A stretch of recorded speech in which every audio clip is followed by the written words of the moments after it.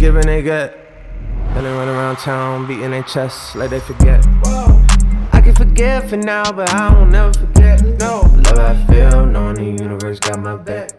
Whoa, love how I feel, knowing that money gon' come right back.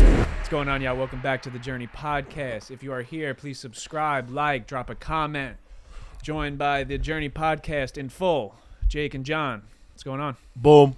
What's going on? We're double J'd up. I didn't even know about that. I love that. That's pretty good. That is like, I like that. It was a good intro. It was dope. There we go. Every time we start JJZ. this, I always think to myself how hard it is ZJJ. sometimes to start, and you got it on lock, fam. Like, it's there already. You know what I'm It's saying? been a while. Yeah, Been yeah. a long time coming. What is this? This is episode... We'll split this up into 2 episodes. So this is episode 112. Wow. No, the one Yeah, before from that was part- 111. part- Wow. Yeah, 111. Yeah, yeah. so 112. Yeah. It's crazy. Fuck That yeah. is fucking crazy, huh? I love that. Yeah. Oh, look at us doing what we do. 112. That's cool. That is good. How does that feel to have done that many episodes? Like, I've done like 10, like in the course of my life. Not even with you guys, just in general. You guys have done 112 episodes. Yeah, it's pretty crazy to think about. I mean, we've just been going. You know what I mean? love Like, we don't even... I mean, it was cool to, like, hit 100, and episode 100 was fucking Lucas Mack, Oh wow. which was yeah, it's pretty dope. cool. Hell yeah. But, I love that. Yeah, no, I don't know. He's Don't really- reflecting over here. He's like, damn, I haven't really thought about that. No, I before. don't. I really don't think too much about Yeah. it. Yeah. Detached. I get it. I get it. Don't really think too much about it. I get that. Yeah. I don't know. Yeah, I don't know. but obviously, if you guys are here, you saw 10 Truths of Life, Part 1, 1 through 5. Today, like we said, we're going to do 6 through 10. I'm excited. 6 through 10 on this list look great. I'm sure you guys really enjoyed the episode last week, and I'm excited to do it. I'm going to rip a Magic Mind before this. Shout out to Magic Let's Mind. do that. Yeah, let's definitely do that. Do a little Shout out. do more stress Magic less. Mind. Shout out to Magic Mind. There we Love go. Get them going. All right. There you go. No, I really do like it, bro. No, it's good. Yeah. No, it tastes good. Like when you have one of these, sometimes they're a little too harsh, bro. Yeah. It is subtly sweet. It says subtly sweet on it, and it is subtly Mm-hmm. sweet. They ain't lying. That's it. No fake marketing for No, Magic no. Mind. Now, Shout out to Magic Mind. She's good. John. Cheers before we get into this, Cheers, and let's cheers, rip cheers. it. cheers, Boom. guys. Cheers. Cheers There it we up. go. Arms aren't long enough. Yeah. No, it's pretty funny because normally I like to pour my drink, just so you know. I like what you did for me. Oh yeah, I poured it for you. You're right. Usually you do like. I like to do it on camera. You do. Now you poured me a drink today. I did. I It's- mean, that shit you is- you just killed half the bottle. I thought We that's what just- time we were on here. No, I mean we're I not. guess that's the time. We're on that type of time. Look That's at the, that's the time. I you got guess. the colorful sweaters on. I do got the colorful sweater. Come on. I There hope you you go. guys like Come on. it. Today my name is Giovanni. Something. What is Jake in Italian? I don't know. Jacoby? I don't know. I don't know. I don't think it's Italian. Jocko. Jocko. There you I don't know. go. That sounds I kind don't of. That could be fucking know. Italian. Yeah, I don't know. I don't know. But anyway, yeah, right back to it. Let's do it. Right, we're picking up where Yeah, we let's do left it. off Yes, sir. on the Truths of Life episode. Number 6, right? First Yep. one is gonna get you. Life is short. What is really gonna fucking get That'll you, get bro? you. Life is short. None of us is guaranteed a tomorrow. Yet when someone dies unexpectedly, it causes us to take a stock of our own life. What's really important, how we spend our time and how we treat other people. Loss is a raw, visceral reminder of the frailty of life. It shouldn't be. Remind yourself every morning when you wake up that each day is a gift, and you're bound to make the most of the blessing you've been given. The moment you start acting like life is a blessing is the moment it will start acting like one. After all, a great day begins with a great mindset. It's a good start. It's a fucking great start. I like how I gave you like a little. Yo, It gave you like a little something. It did because I listen. I grew up in an old school Italian household, right? That when you left the house, when you hung up the phone, when you went to bed, you said "I love you" because you never knew. Like you just don't know. You know what I'm saying? What's gonna happen, bro? It's not to be gloomy. Like I know I've been on here super transparent, talking about like, oh, what do I think my funeral is gonna look like, or just like self-harm before or whatever the case may be. And I can understand where you could look at me and be like, damn, it's a real like sad and depressed, gloomy kid, right? It's not like that all the time. But when you hear life is short, like I've had a conversation recently with somebody where I was like, yo, listen, somebody that I didn't think that I was ever going to really talk to again, right? And I was like, yo, listen, if one day I'm not here, I just want you to know that all you got to do is look up and know that I'm proud of you no matter what. And they kind of took it like, yo, why do you always talk like that? Like, you're talking like something's going to happen to you, like you're going to do something to you. And I'm like, nah, bro. I'm talking to you like we don't know what's going to happen right now. You know what I mean? And so life is short. It doesn't need to always go that dark. But, yes, you know, life is short, and you should definitely wake up every fucking day and not expect anything. Just try to be as present as you can. I also like that it said that a great day begins with a great mindset, because I don't always wake up with a great mindset. Sometimes you got to snap yourself into that. You know what I mean? It's not the easiest thing to do. So Yep. Yeah, no, I crave on that note, I crave a little bit more control in my life, because I've definitely been going just through the motions lately. I've actually been acting like life isn't short. I've been acting like I have all the time in the world. Okay. Just because I was telling Zach over the phone, like there's a certain level of unfortunately I've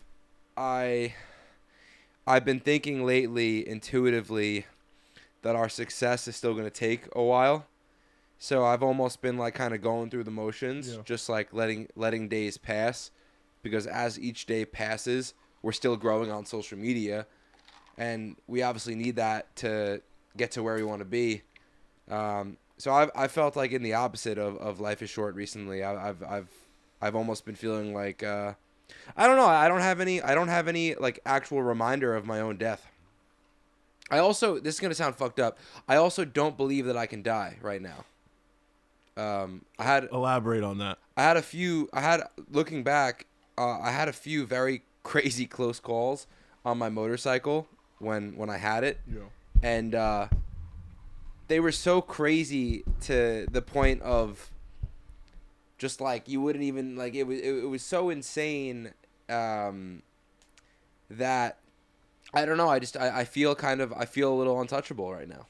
I feel a little untouchable, and I don't feel that my mission, it would be such a disservice to God to kill me, because I'm going to do so much good in this life that I don't have like a book. Like the only good about killing me would be like maybe if I had like archives of books that would be released after my death. But like if I die, my mission dies, and my mission is like pro-human. No, it's an interesting perspective. Yeah, I don't know. That's an interesting perspective for sure. Because at the end of the day, it's not something that we have control over. I don't think that, like, okay, let me ask you a question. Do you think that it's set in stone? Like, actually, no. Fuck that. I'll ask a different question. Mm-hmm. If God came down, or whoever you believed in, right, came down and gave you the option, hey, listen, do you want to know when you're going to die? I'll let you know right now. Like, right now. Like, what day, time, how, whatever. Would you want to know? No. Or would you, I wouldn't want to know that. Either. That's terrible. But think about that for a second. Like, this is not something you have control over.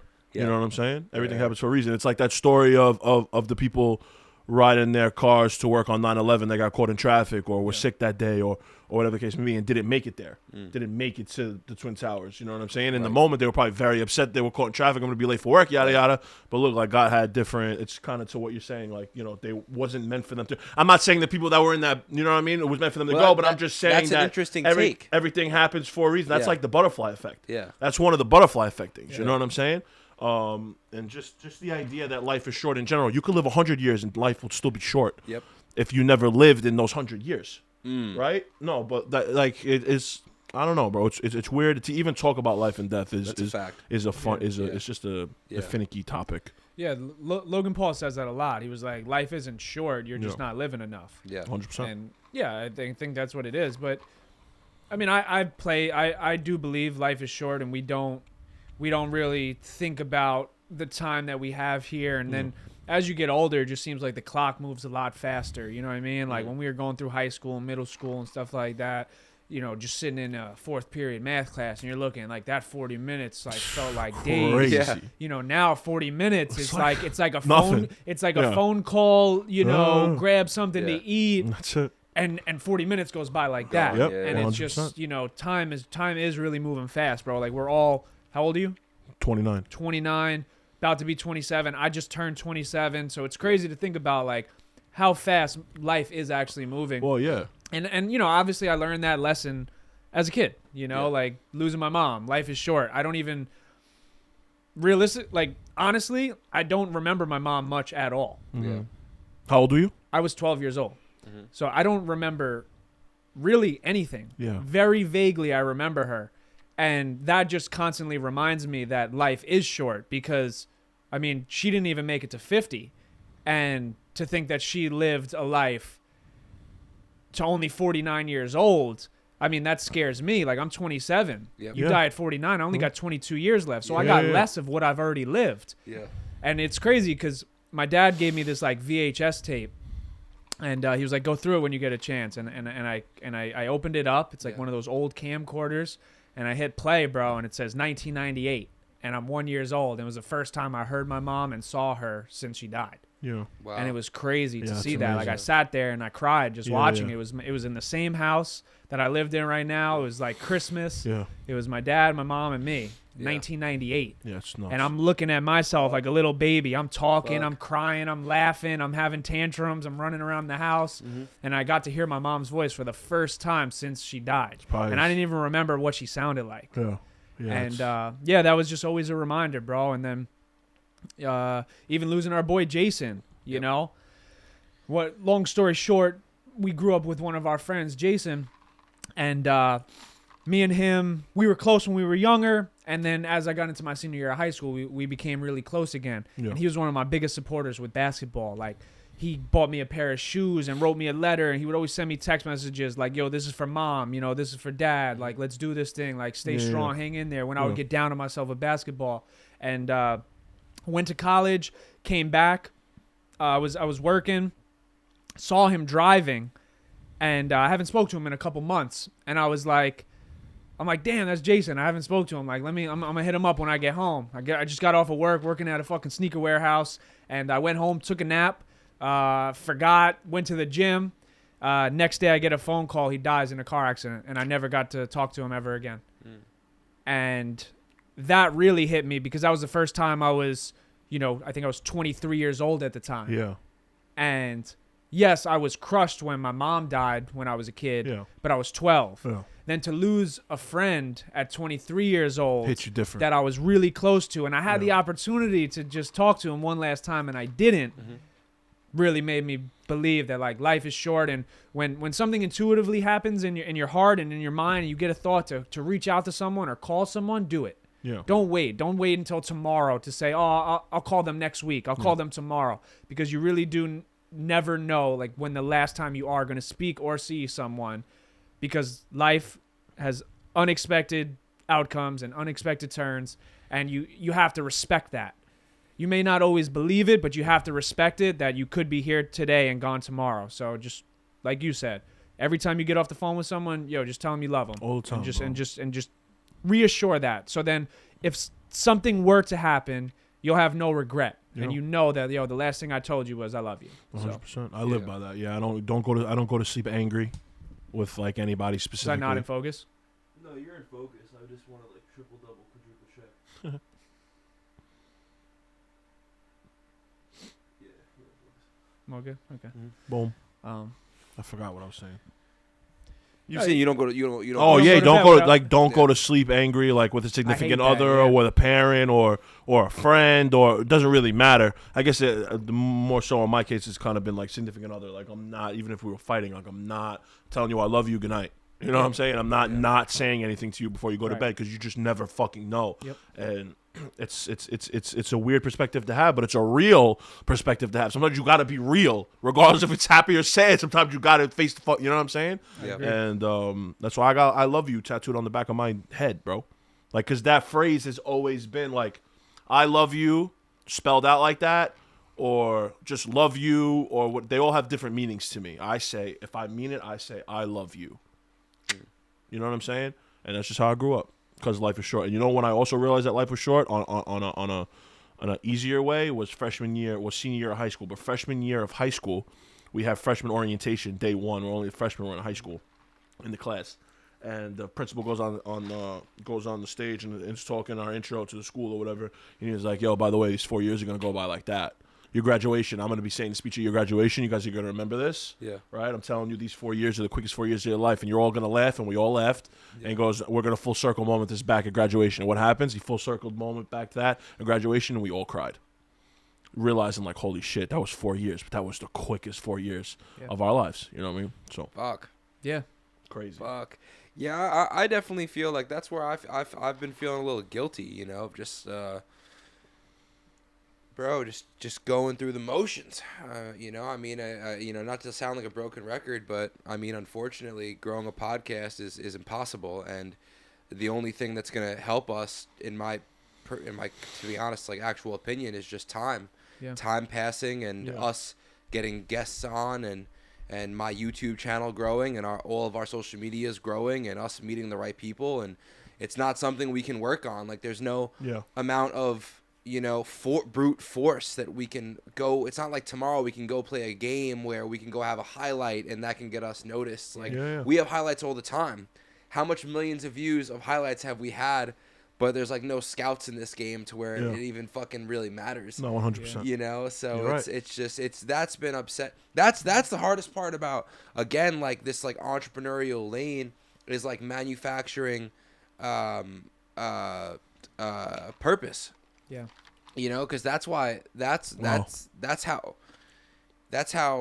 I mean, my viewpoint of death, I don't practice out my purpose because I'm afraid of death or because I fear death or even because I value time. I practice out my purpose because I wouldn't know what else to do with my life. And it's been very frustrating when, you know, the life you want to live just seems to keep running away from you.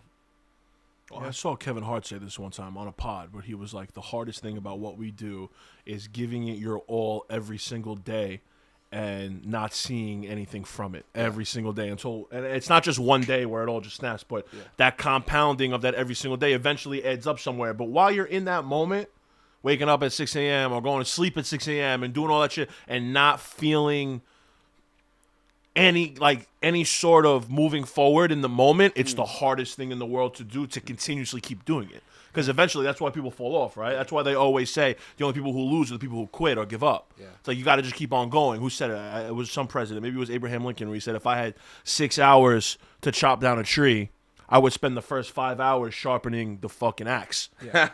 You know what I'm saying? That's a great idea. Like, think about that. And that shit, I'm like, that motherfucker was onto something for him. Because you're not seeing it get sharper, but you still have to do it. Mm-hmm. But eventually you're going to get to a point where all that shit that you did that nobody saw in those 5 hours for this specific story, I'm going to chop that motherfucker down in a half hour and probably have a half hour to spare because of what, you know what I mean? So that's how I try to look at things, as optimistic as I can. When it doesn't feel like anything is going right, right? Because, and I think we could all kind of attest to this, we draw, and I can always speak for myself, but I think it's for you guys too, is I draw a lot of fuel from like pain. Yeah. You know what I'm saying? Not that I go and search out for the pain, but like as an artist and a creative, I search, I need that pain in order for me to be the vessel to transfer it into another medium. You know what I mean? And there's a fucking very slippery slope there, because it's like, okay, well, you got to feel pain in order to succeed.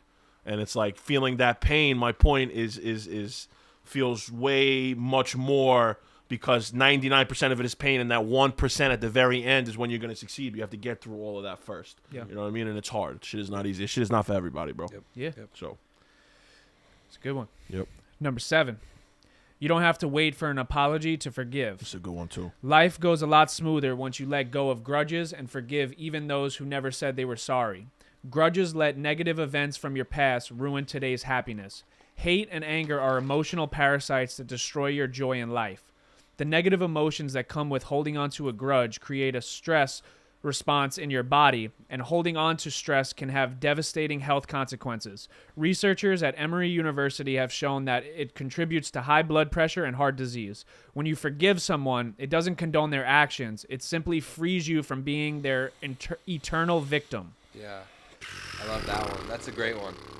That's a great one. I love that one. Yeah. I love that one. No, it's I mean, No, like, for yo, real, bro. bro. Because like I know immediately. I'm sure as I'm reading that, I'm trying to make sure the words are right, but I'm picturing already like people that like I've forgiven, but I never forgot what they did, you know, and like I'm sure you guys, but like once you just move on from it, you just feel freed, you know. Yep. The hardest thing to do is to move on, I guess, from that, trying to forgive somebody that never said sorry, right? It's I got a bunch of people like that. Doesn't necessarily need to be even relationships. It could be friendships. It could be family. It could be relationships.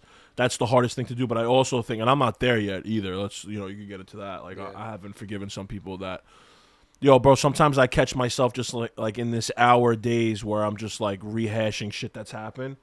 And like yelling at this person, like I used to do it with my dad all the time. Like when I stopped talking to my dad, and I would always start rehashing shit that happened with him, and just be like in my head, you're such an asshole, thinking that he could hear me. You know what I mean? When really, like I'm just sitting there and causing myself a lot of stress over past thing that already happened that I can't change, and it's like it's not doing you any good.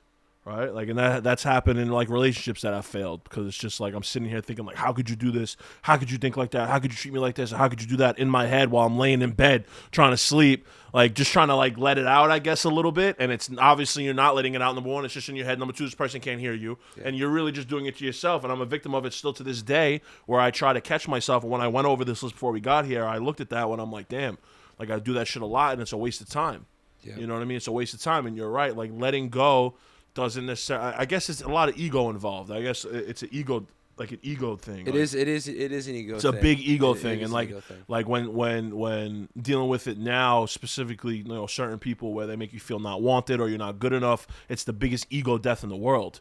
And when we have like, I don't know, bro, like the story that you just told, where you just at the basketball game and the kid came up to you and was like, yo, you changed my life, and yada yada yada. That's such an ego boost, right? But like you don't know that person. You know what I mean? Now you do, and it's a beautiful thing, but like now you don't know that person. But so when you have people that are in your life that don't celebrate you, that don't want you, or that don't make you feel good, and it's an ego death, it's hard for me sometimes to snap into those people that are like, yo, you changed my life. Like we get it all the time. Like we get it out, and it's like, yo, I love hearing you speak, and I love this. And for some reason, I'm always so geared towards the people that don't make me feel like that, instead of fucking the people that do make you feel like that. And that goes back to life being short, because you should love the people that love you, right? And you could also love people that you love for you can't explain it. I think that's part of unconditional love. It is what it is. I just why do I love you? I could explain it. You might not understand it. You know what I mean? But for some reason, and I've dealt with this a lot lately, being put up on a pedestal by the people that watch us, or for me, the people that buy my clothes or that resonate with my message, whenever I run into them out, my friends have told me, like, it's visibly on my face. It's hard for me to accept it from people that I don't know, because there are people that I love that don't love me back. There are people that don't appreciate me that I appreciated more than I appreciated myself. And for me to run into people that are screaming that they appreciate me and that they love me, and I don't know them, but they just know me on the surface, it's hard for me to accept it. And it's something that I'm dealing with on a day-to-day basis still to this day. You know what I mean? So that's where I'm at. It's hard, bro. Yeah, bro. Dude, so much of this shit is hard. I'm trying to take the heaviness out of everything, I'm trying to make my life much more lighter, much easier. It's so funny that you say that, bro. I swear to God, it's so funny that you say that. Why is that funny? Because I had somebody, there's nothing about me that's light or airy. Nothing.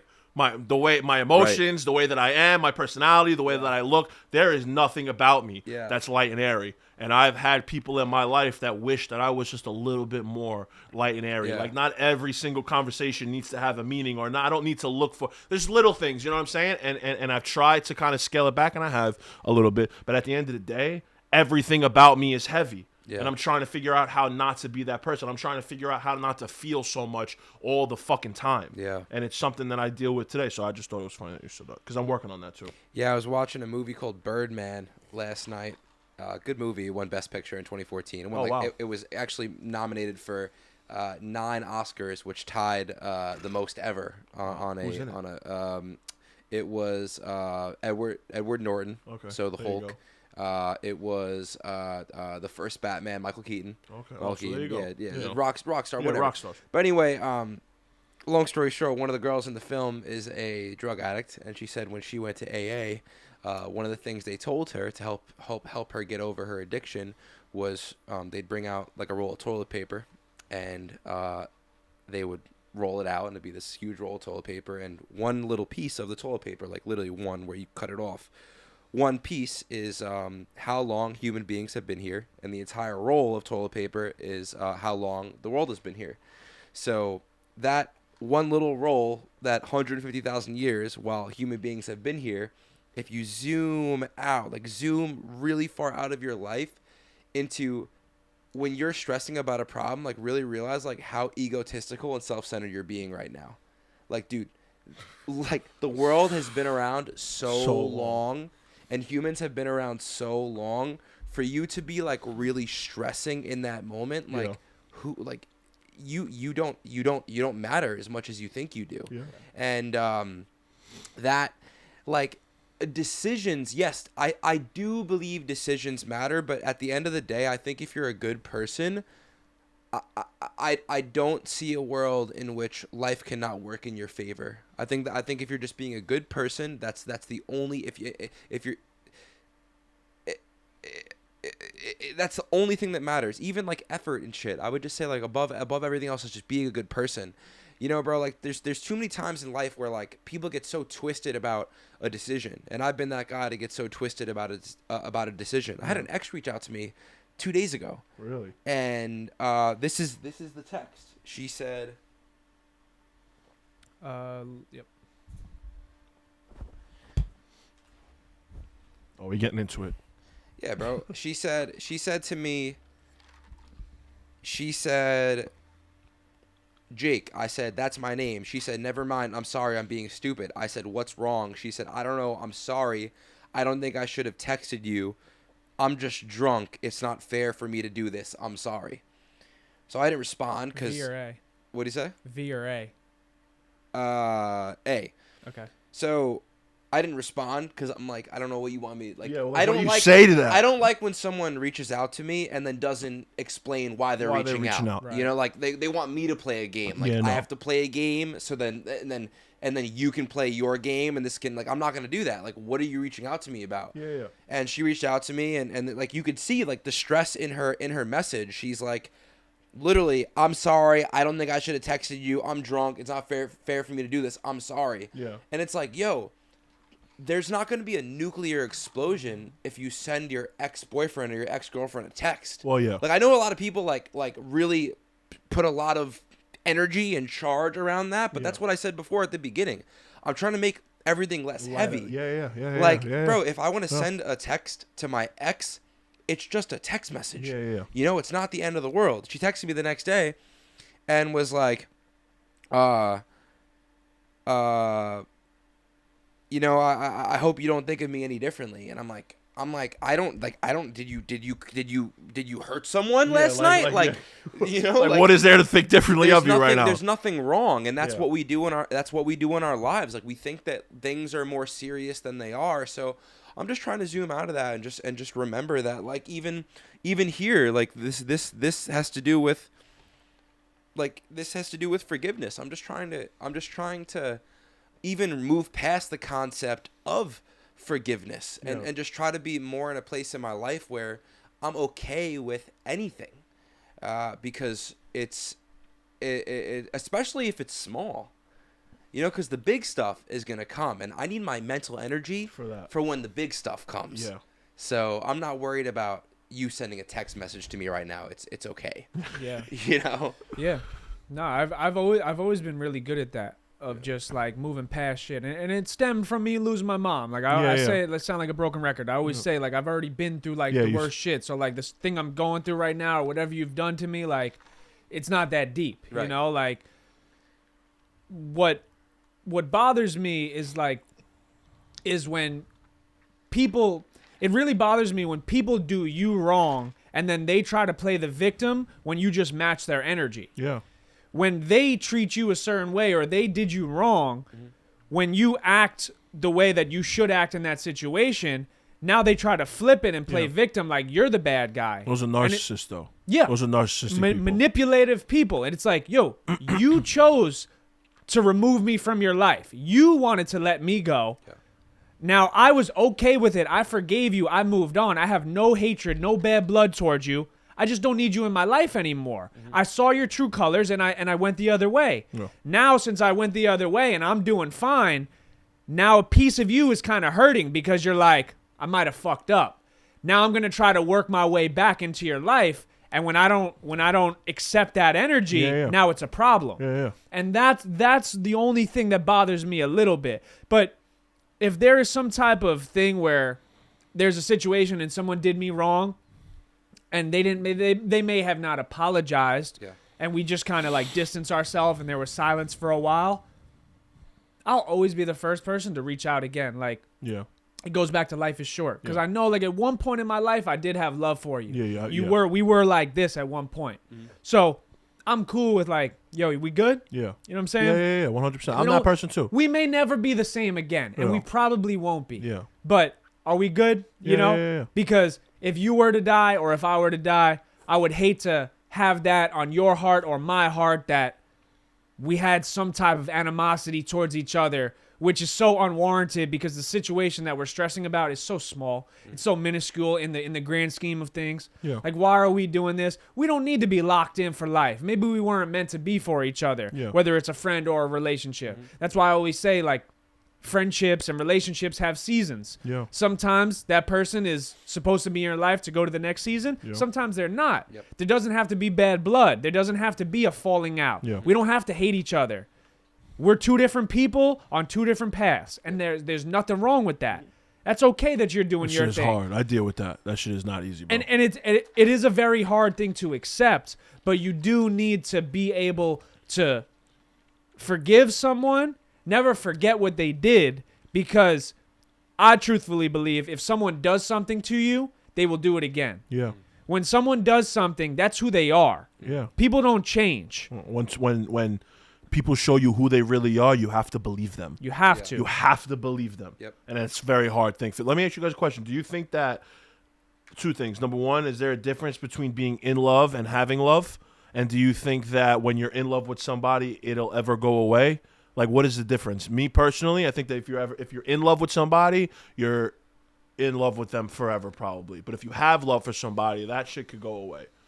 Right? And it's hard to really separate those two, but it goes back to your point. It's like people come for seasons and some people aren't meant to be in your life this entire time, but I want to make sure that we're still good and yada, yada, yada. The people that are in love with you or vice versa, it's always good, no matter what. But if it's just like this, like I have love for you or I had love for you, that shit is not the same as being in love with somebody. And not necessarily just like relationship wise. You know what I mean? Just in general, I think there's a big difference between the two. And I think that comes with forgiving people or still keeping them in your life in a different way, I guess. I don't know. It's hard to explain. But I think that if you're ever in love with somebody, that shit probably doesn't go away. And if it does go away, you were never in love with them. I mean, I don't think I've ever been actually in love with someone. Really? I don't think I've actually. Is that been. because you thought you were and you fell out until you realized that it wasn't? Yes.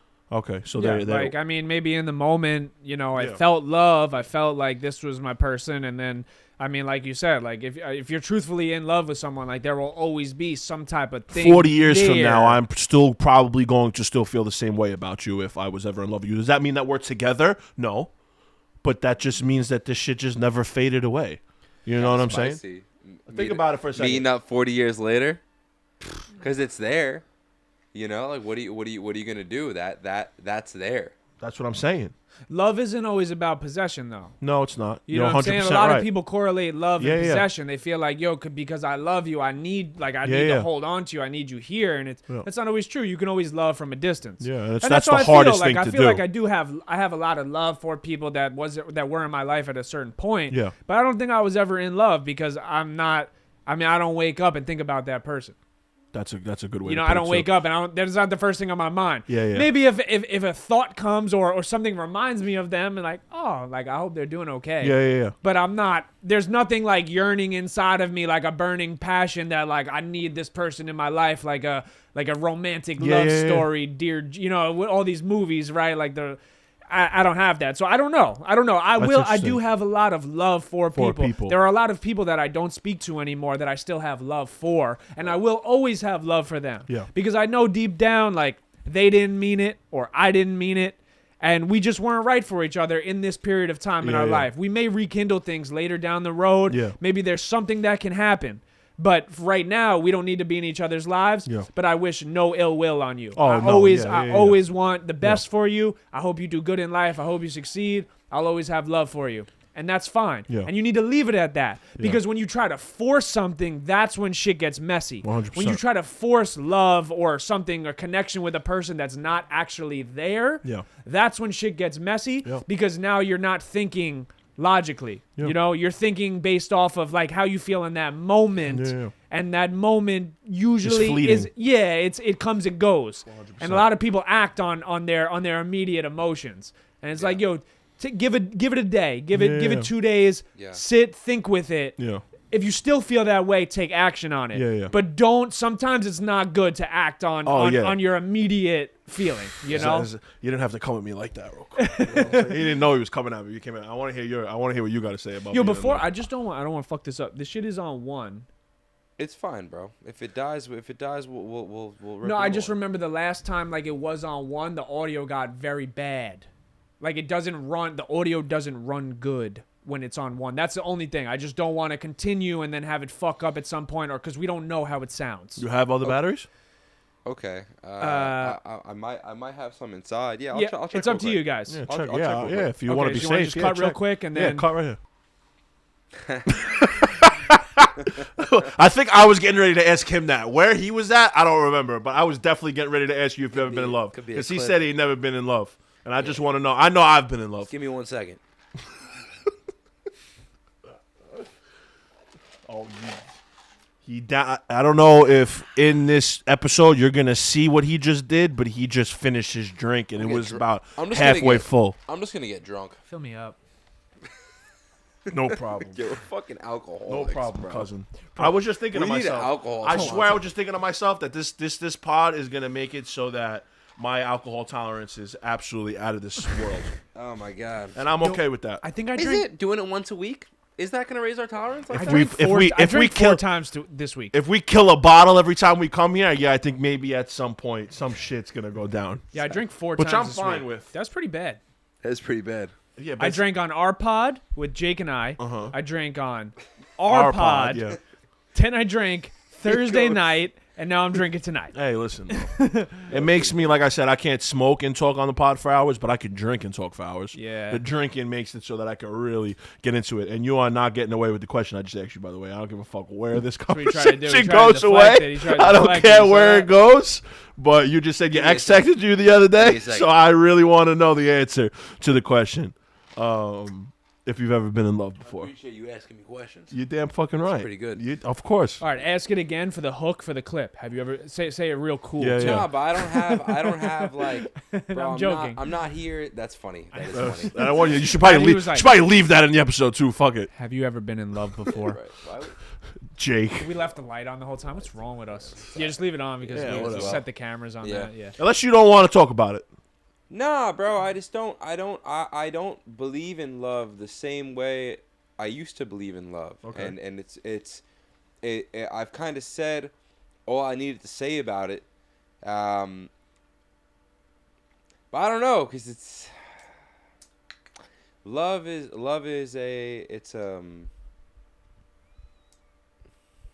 you can just confuse love for a lot of things, bro. That's true. That's why I don't know.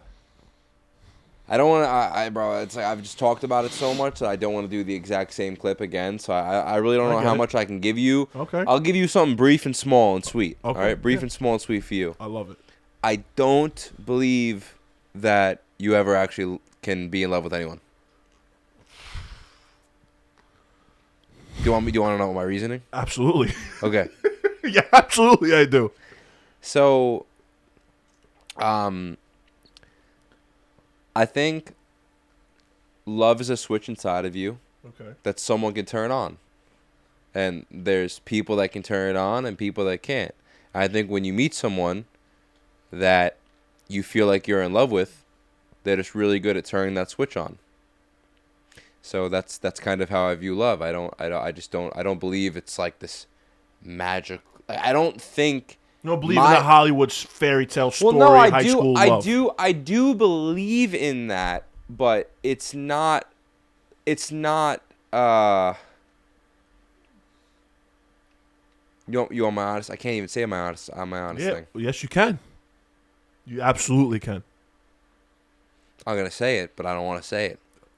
Nah, bro. I don't want to make you say nothing that you don't want to say. Nah, I just don't, bro. It's off camera, just so I like that. That's we're gonna cut here. I like that. And we then can just talk so about. you can get it, and just I so can you give can understand what I'm thinking about. And I could give you bro, some. I used to, and maybe I'll release this in the future. I used to think about love in that like Hollywood-esque atmosphere of love. Yeah. But then I met a girl that fuck, man. We don't have to, bro.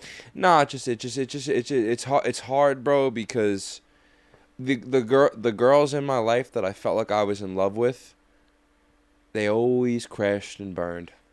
Every last one of them. And it was the strongest love. It was the best love. It was the best months of my life. Yeah. I'm talking days with this one woman. Days. Yeah. Bro, doing nothing but staring into someone's eyes or sitting in a room quiet, alone. That's love. Now, here's the thing. That level of passion, it was never sustainable. Yeah. Yeah. It was never even close to sustainable. You know, because it was always so good that it became a drug. Yeah. It became it would always be so amazing that I would always fear when I wouldn't be able to have it again, when it would leave. And that's the scary part about love. That's why people run away from love. And that's why I don't believe in love. I think you run away from love. I don't think that I run away from love. I think that my viewpoint of love is more, I think I've gotten a little bit more scientific about it. Okay. Because being with a woman wasn't the only time that I felt that love. Yeah. Yeah. I felt that love on an iron horse. You know, I felt that love on a turf field. I felt that love. Yes. Love is hitting not the only bag, romantic. No, you know? 100%. Love is not only romantic. And you're 100% I understand right being with a female it's different. in that intimate setting. It's obviously the most intense form of love. Yeah. But is that the only time that I felt love? Absolutely not. No. So then if being with a woman wasn't the only time that I've been in love in my life, then where does love exist? Yeah. That's a good In me. perspective. It's a good In perspective. me. You know, so that's just one thing I always tell people. It's I understand heartbreak, and bro, the amount of time somebody comes to me asking me for like heartbreak advice, and I always tell someone, it's like, bro, what do you think? Because someone left you, you'll never be in love again. Love didn't exist in the other, like, the fact that you were in love means that you were capable of producing love. It's not that somebody gave you this big thing of love. Yes, somebody can give you affection and they can give you attention and lust, and it's very easy to confuse that all for love. And it feels good, especially when there's nothing else in your life that can produce that, because life is fucking hard, bro. And truthfully, when like the only time, like, bro, life is so hard. The reason why we never feel love is because with a partner, it's so easy. All you have to do is open up and be vulnerable and share something and look into someone's eyes, and you feel love. But then when you go out into the real world, it's like, bro, you might want to feel loving, but your boss can come right in and say, fuck you. Like, your boss can come in and ruin your day. You can't open up. And your teacher might come in and ruin your day, and then you might want to share something with someone and your best friend might shit on you. But it's so easy with a partner because they're hurting too. And I think that's what happens in these love relationships. It's like there's these two people hurting, and for the first time in their life or in a long time, they're able to not hurt together. And people say that's love. And in a way, it is love. But it's not the other person that's turning it on. It is inside of you. And it's a way better feeling when you can experience love alone, because you don't need anyone else to be there to experience it. It was beautifully said. I knew I was gonna Is get my some shit shit on? come out of you. It's recording? Yeah. Okay. Well, I appreciate you wanting to get something out of me. Oh, 100%. Now, Cousin John, I want to ask you now. Get me something to go. Go ahead. I want to ask you Go now, ahead. because listen, you're a lover boy. Oh, You know I what am I'm a saying? I am Yeah. a lover boy for sure. You're certainly a lover boy. Now, what do you think about my definition of love? Tell me about, do you agree with it? Do you not agree with it? Go into it. What do you think? My Well, how do you define love? Let's everybody do that. I did my love. You do your love. You do your love. Let's all do our own I loves. think love, and I said this on our pod before. I don't remember when it was. I think love is when you want more for somebody else than you want for yourself, right? And I think that Is that being in love or having love for someone? How do you break I those think two? that's in love. Okay. If I want more for you than I want for myself, and you all gotta understand something too, like the first person to ever tell me that wasn't a romantic partner, it was one of my best friends. Right? So that's where I could agree with you when you say that love is not only, you don't only feel love or have love when it's with a companion, like romantically, right? I had one of my best friends, shout out to Andrew, who told me what I want for myself, I want for you 2 times over.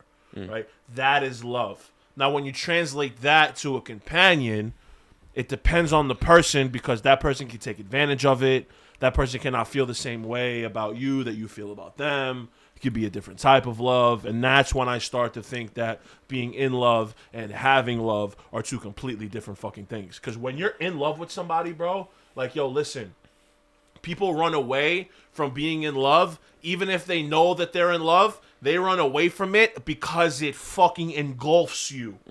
When you're in love with somebody, that person becomes the person you think about when you wake up. No matter what your day is, the CEO of a $1 billion company, if he is in love, when he opens his eyes, he's thinking about that person real quick. And then he's trained enough to be like, all right, well, I got shit to do now. You know what I'm saying? You know what I mean? Right. But he's waking up and he's engulfed by this person. He went to sleep thinking about this person. He woke up thinking about this person. And I think that being in love really, really, if it's in love, it just takes over your soul.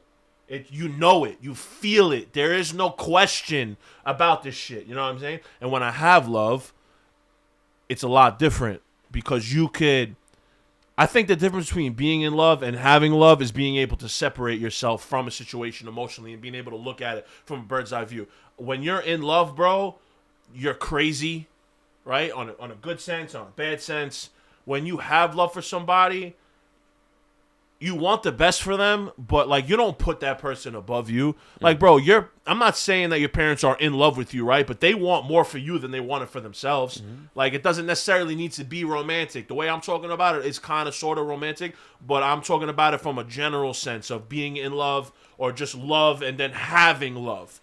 When you're in love, that shit just takes over you, bro. That shit becomes like, you know what I'm saying? You're thinking about that shit all day. I'm not saying that it's healthy. I'm saying at some point you got to get a grip, right? Yeah. I've dealt with that. Right. I've dealt with running my own business and having real fucking problems that I should be putting my energy into, but I'm so fucking engulfed in somebody that like my mental is there. Yep. Right? And the bittersweet part to that is being a creative and being an artist. When you have a 9 to 5, or like when you're working in the restaurant, it's kind of easy to separate between your feelings. If I'm in love with somebody and I'm working in the restaurant and things are going good or things are going bad, when we're in the weeds, bro, nothing else matters, right? But when I'm a creative and I'm designing, guess what? If I'm in love with somebody and that's where my pain is coming from, or that's where my joy is coming from, I'm taking from that and I'm putting it into my art.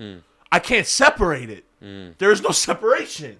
I love you, and I'm taking that energy and I'm putting it into the medium in which I make my money. Yeah. And it's hard to separate the two. And more often than not, in the past 2 years, me being in love, there's been its ups and there's been its downs. But I've taken from both of them and I've put them into my medium and how I put my energy. That's how fucking true it is. I take it and I put it into what I'm doing, and it might not be healthy because the highs are so high and the lows are so low, but that's what being in love is. Being in love is just being so fully fucking engulfed in somebody, and people run away from that. The people that run away from that doesn't mean that they don't love you. That means that they do love you, but they're an avoidant type of person where they're like, yo, bro, I can't do it. I have to separate myself. I have to go focus on this. I can't focus on this right now. And that's the hardest thing to fucking... I've been on both sides of that coin. Yeah. I've been the person that had to step away because I love somebody so much that I needed to focus on something else. And then I've also been that person that I love somebody so much and nothing else mattered. Yeah. And both of them are extreme, and both of them are not healthy to a certain extent. You have to be able to find the middle ground. But bro, my simple answer to that long-ass rant is that when you're in love with somebody, there is no middle ground. There is I fucking love you. Unconditionally. In love is unconditional. Having love might have some stipulations to it. Yeah. I love that, bro. Yeah. I love that. Yeah. I want to know that. how you're doing. We don't have to go into specifics, but the last time we spoke, I just want to know how you're doing. Yeah, I mean with that, I'm all good with that. Yeah. But, as far as love, yeah, I don't know. I always looked at love like I really feel like love is a choice. That feeling comes and goes. To me, it comes and goes because I've really loved certain things that have left me, whether it was a person or a thing in my life, like say basketball. Like basketball was really my first love, and that was something that like I fell in love with that shit, and it's not in my life anymore. And I was okay with that, right? Like I was okay with letting that go, and that's why I feel like love is a choice. Like you can choose to love things, but anything in my life that I have ever said I've loved has left me, has walked out of my life. Whether it was from death, from my mother, or every single girlfriend and relationship that I've been in, they've left me. I don't know if I've really ever broken up with a girl. I don't know if I've ever been the person to let someone walk out of my life because I always know that that person loves me and I don't want to hurt them. So sometimes I stay in a relationship or I stay in something even though it's not good for me anymore because I'm trying to protect them. And that's what fucks me up because I stayed when I shouldn't have, and you walked out of my life when I should have walked out months ago, years ago. Yeah. So every single time love has been in my life, it's walked out. Basketball left me, right? A relationship left me. So I look at love as a choice. If you want to be in love with someone, yeah, there is some type of superficial feeling to it that you can't explain, but it comes down to a choice. It comes down to like, my love for you might not be the same today as it was yesterday, but because I'm choosing you, I'm going to live with that and I'm going to die with that. Yeah. And you have to do that every single day.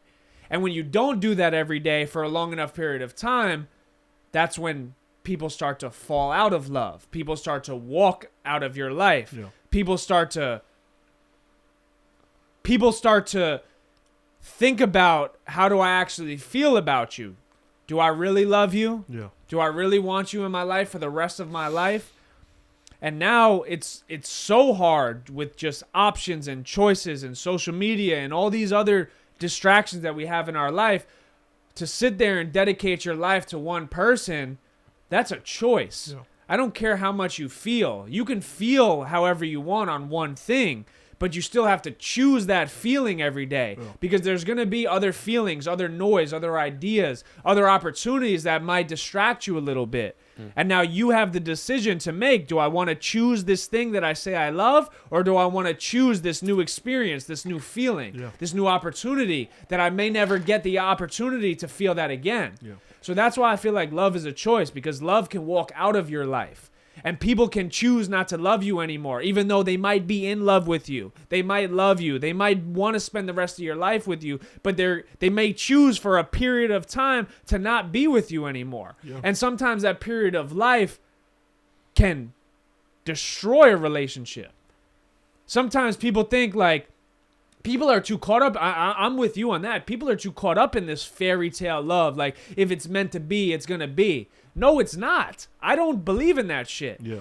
If we want to make I used to be like, sorry, Yeah. I used to be like that. No, But, me but now too. I'm not. Yeah, Now me too, I'm- because- I'm lesser. Yeah, because it's like, yo, if we want this shit to work, if I want to spend the rest of my life with you, if we want this shit to We're- be the thing, Yeah. we're going to do We're that. going to make it work. We're not going to put it up in the hands of the universe. We're not going to put it up to fate.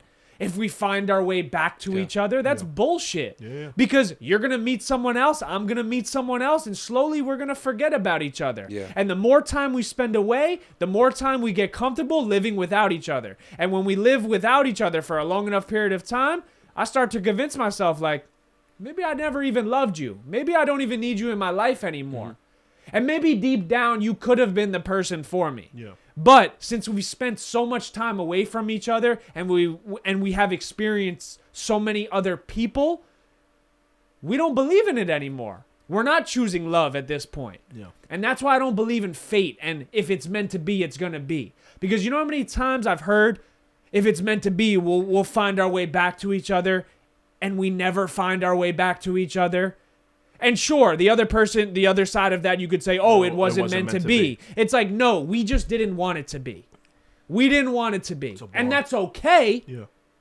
But don't tell me if it's meant to be, it'll be. Because that's not the case. You have to choose to want to be with someone. Because love is not always going to be every single day. It's a choice. 100%. And some days I'm not going to love you the way you love me. Some days you're not going to love me the way that I love you. But I got to pick up your slack and you have to pick up my slack because we're choosing this, not because fate or the universe or love. So we get misconstrued with a lot of that fairy tale movie, TV, Disney shit. And it's like, if you want someone to be in your life, you will do everything above and beyond to keep that person in your life. No ifs, ands, or buts. If that's the person you want to be with, you make it work. 100%. If it's not, you let it go. I got another question if you really want to go questions. Ask. Do you think that you could, okay, you're like, it's a choice, so that if somebody wants to be in your life, they will be. But let's just say, for argument's sake, playing devil's advocate, right? Let's say you're in love with somebody, they're in love with you, but romantically that shit is just not working out, timing-wise or whatever the case may be. Do you think that you could be friends with this person, just friends? Because we're talking about love, we're talking about being in love, we're also talking about how love is not always just romantic. We're talking about how you love basketball, I love boxing, and I love basketball. Actually, baseball was my first love when I was a kid, right? Me too. Do you think that you could just be friends, right? Because there is a sense of love when it comes to being friends with somebody of the opposite sex, right? That you had a romantic relationship with, but that didn't work out for whatever the case may be. Maybe it'll work out in the future, maybe it won't. But you still want to keep each other in each other's lives, because if you're in love with somebody and you're in a relationship with somebody, that person is also your best friend. If she's not your best friend, then this shit is not going to work out. There has to be separate sides. There has to be the best friend side, and then there has to be the sexual side, right? There has to be, and when those two come together, that's when a relationship flourishes. Yeah. But do you think that you could just be the friend to this person, right, without the other side to it, if you guys love so much and you don't want to not have each other in each other's lives? Do you think that's possible? Because, bro, honestly, for me, I don't think so. I think that if I'm in love with you and I see you from that perspective, if we have this umbrella where we're together or we're dating or whatever the case may be, it doesn't need to be a title. I never really believed in titles unless it was husband and wife. I don't really give a fuck about a title. And I see you from that perspective, and I feel for you on this end of the spectrum sexually, and then I also feel for you on this end of the spectrum best friend-wise, because we really locked in. And then when this is not there no more, for whatever the reason is, I don't know if this can exist anymore. You know what I mean? And I just want to get other people. I want to know if I'm wrong. I think it's subjective. I think everybody's got their own opinion to it. But I want to get other opinions to try to add fuel to mine and see if I'm right or if I'm wrong from a subjective point. You know what I'm saying? I think there's a level of growth that has to happen in terms of that love. So, Because I don't have any exes that I'm still friends with. You know what I'm saying? And neither do I. Neither do I. and I've had some opportunities to be friends with some exes, but I want to speak about one girl that I've actually been in love with, the way that you're saying, that infatuation, that Hollywood, Takes that over not your even fucking soul. fuck Disney, fuck Hollywood, bro, just that this is my life. Yeah.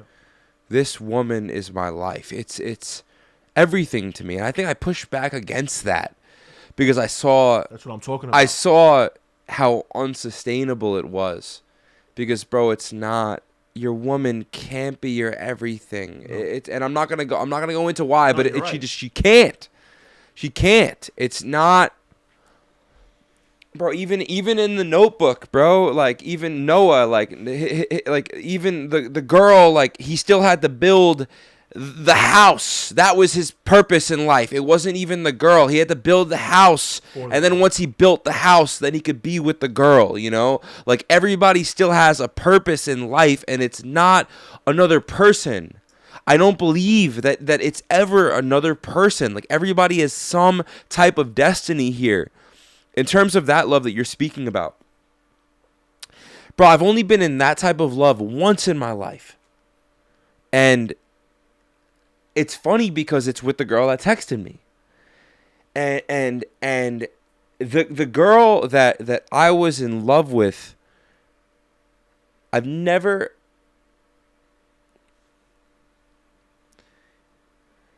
You know when you do something and you're like, how the fuck did I do that?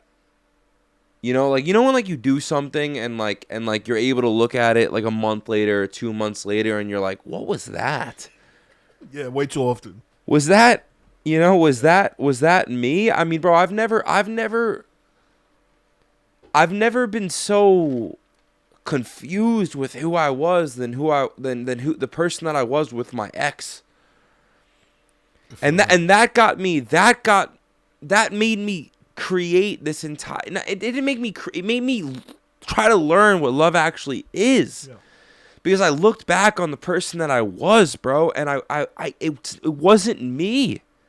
It was beautiful. Yeah. It was beautiful. There could have been a movie shot about it, but it wasn't me. And to answer your question about could I be friends with an ex? Could I be friends with someone I was in love with? Yes. Bro, I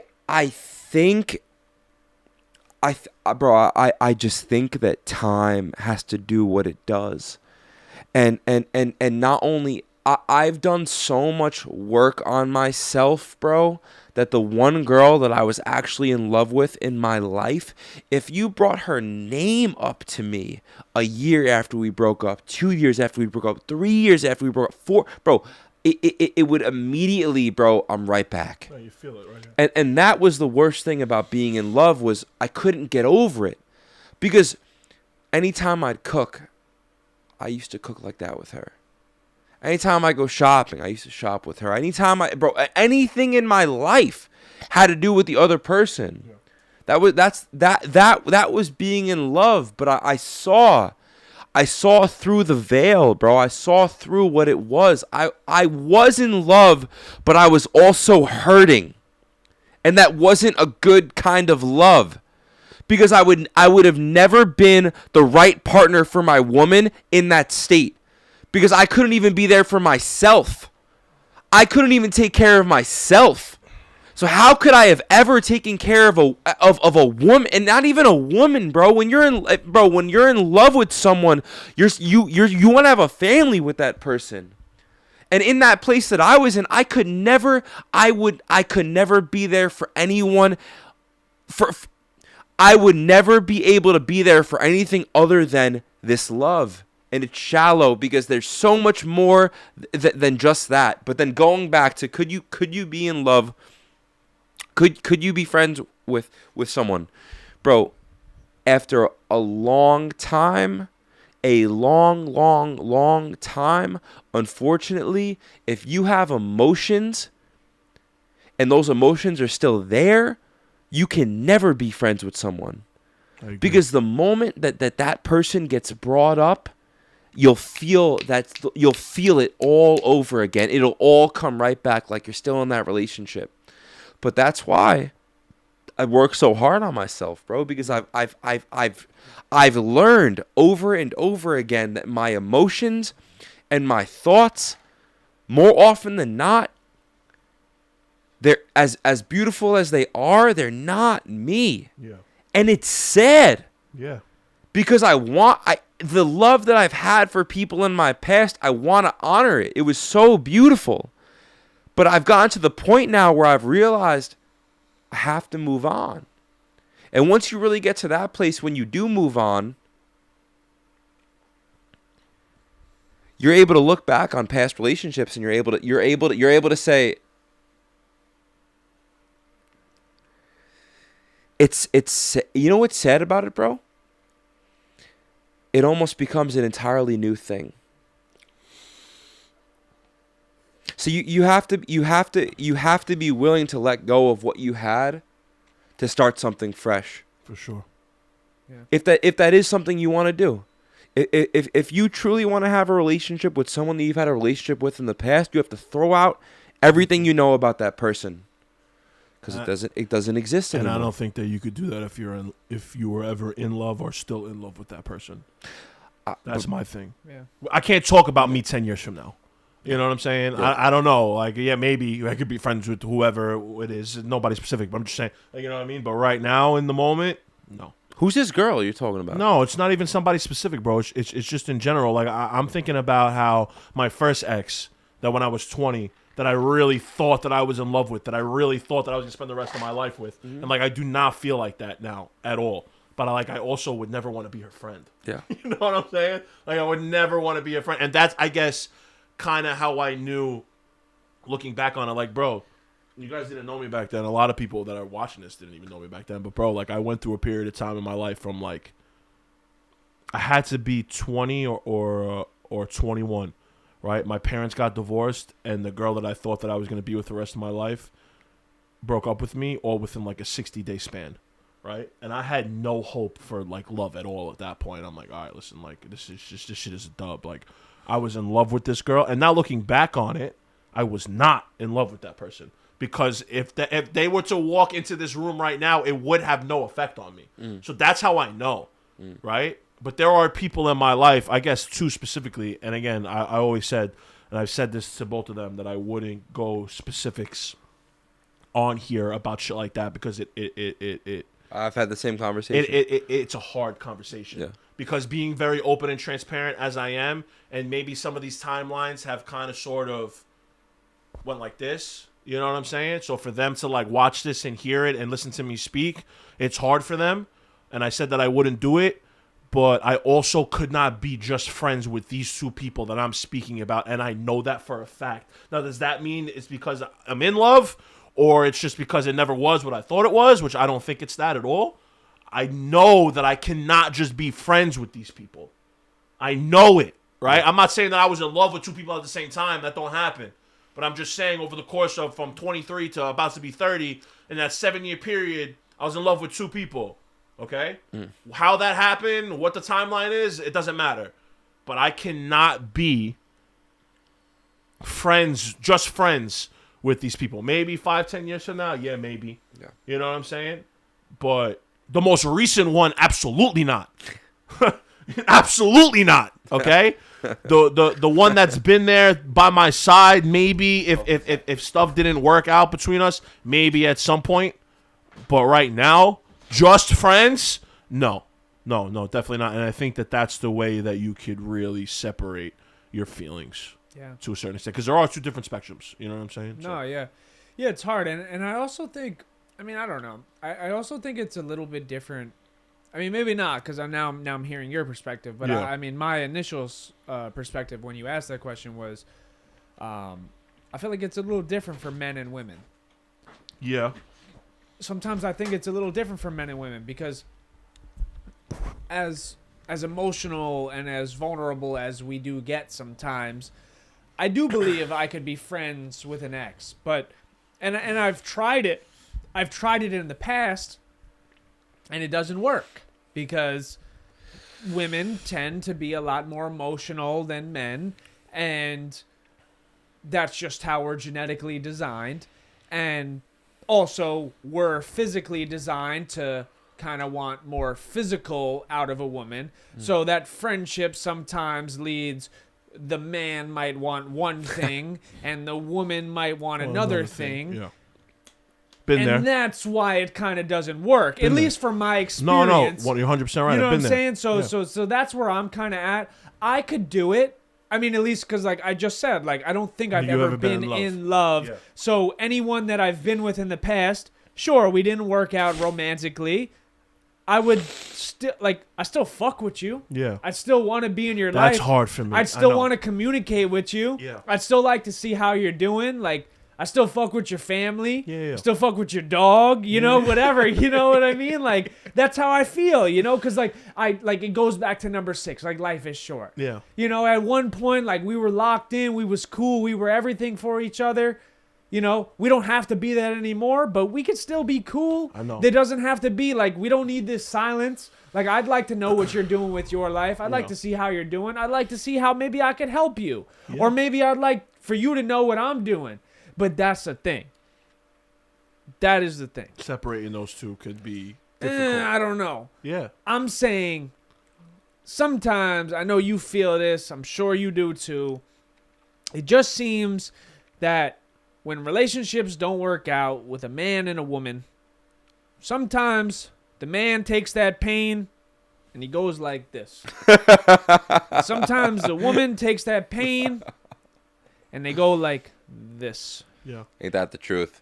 And at some point, we might have saw eye to eye. But now, like, my life trajectory is a totally different path. Yeah. Yeah. And I may not even look at you the same. And now you may feel some type of regret towards me because of the mistake you made. Because in my scenario, everyone walked out of my life. Mm. And it's like, I know 3, 4, 5 years from now, you may be in the same position you are today. And you're going to look at where I'm at in my life. And you're going to say, fuck. You're going to be like, this dude was in my corner. This dude was in my room. This dude was with my family. Yeah. And maybe not. And I hope not. Because I don't wish that burden on you. Okay. Because No. that feeling of... They will. Nah, fuck them. No, They will. No. But I'm not saying fuck them. I am. Okay. No. But I'm saying, like, I don't wish that feeling on you. Sure, that. Right. That. Cocksucker. Right. That. Like, you chose to walk out. Yeah. Yeah. But I don't wish that feeling on you because I'll always have love for you. I don't wish hatred towards you. Yeah. But I'm saying Cousin like, Z. Good guy. Shout out but to you know what I'm Cousin Z. saying? Like I don't Yeah, wish yeah. hatred towards I get you. you, I get But you. I hate that you're gonna feel like that, and I know you're gonna feel like that, and that hurts me. Yeah. Because I do have a good heart, but Yeah. I know, bro. That's what the dude told me today that I saw. What'd he Because say? he watches all the clips, he watches Yeah. the pods, and like he's heard me and you speak about it. He was like, "Yo, bro," The this is women. he's literally What'd he saying say? this next to me. He's like, "Yo, bro." That girl is gonna look back and see where you are at in a couple of years and Yeah. be like, "Oh my god, Yeah. like I could have been with him." Yeah. You know, and that's what he said. Ain't Like, that this good? is just a dude I just met today. Yeah. And, like, bro, I don't care, whatever. It's cool for the pod. It's cool for the clips, whatever. Like, I don't give a fuck. Right. You know, like, it is what it is. Like, we're not in each other's lives anymore, whatever. Yeah. But I do, like, deep down, I do, like, hate that for you. Because I know that... No, because, like, I love that. I feel like calling an ex. Wait, but I want to say one thing before I forget because we're not even on 8 yet, right? Yeah, We're yeah, probably yeah. an hour and a half into Yeah, this. we I'm drunk. I think that I think that there's because I have 2 separate people, right? Okay, I think about it from this perspective because I tell the story. My first ex, when I'm 20 years old, that left me because I didn't want to go to the union and I wanted to follow my dreams, yada yada. I would love for her to feel right now like, damn, he actually did what he said he was going to do, and this is where he's at. Fuck yeah. And I want you to feel stupid. Now, I Fuck hope yeah. that you're in a place in your life where you did what you said you were going to do. And I hope that you're okay, and I hope that everything's fine, and I hope that you're Gucci and whatever. But I do hope that you look at this and you're like, damn, I left him because I didn't believe in his dreams, and that didn't stop him, and now he's doing what he said he was going to do, right? And then there are other people. there are other people in my life where I'm like, you know what? I hope you never feel that way. I hope you never feel that way because you tossed me to the side and threw some shit away that you weren't supposed to because of trauma and because of hurt and yada, yada, yada. And it would hurt me if a year or two from now you came back with some regret and you were like, yo, I fucked up. I'm sorry.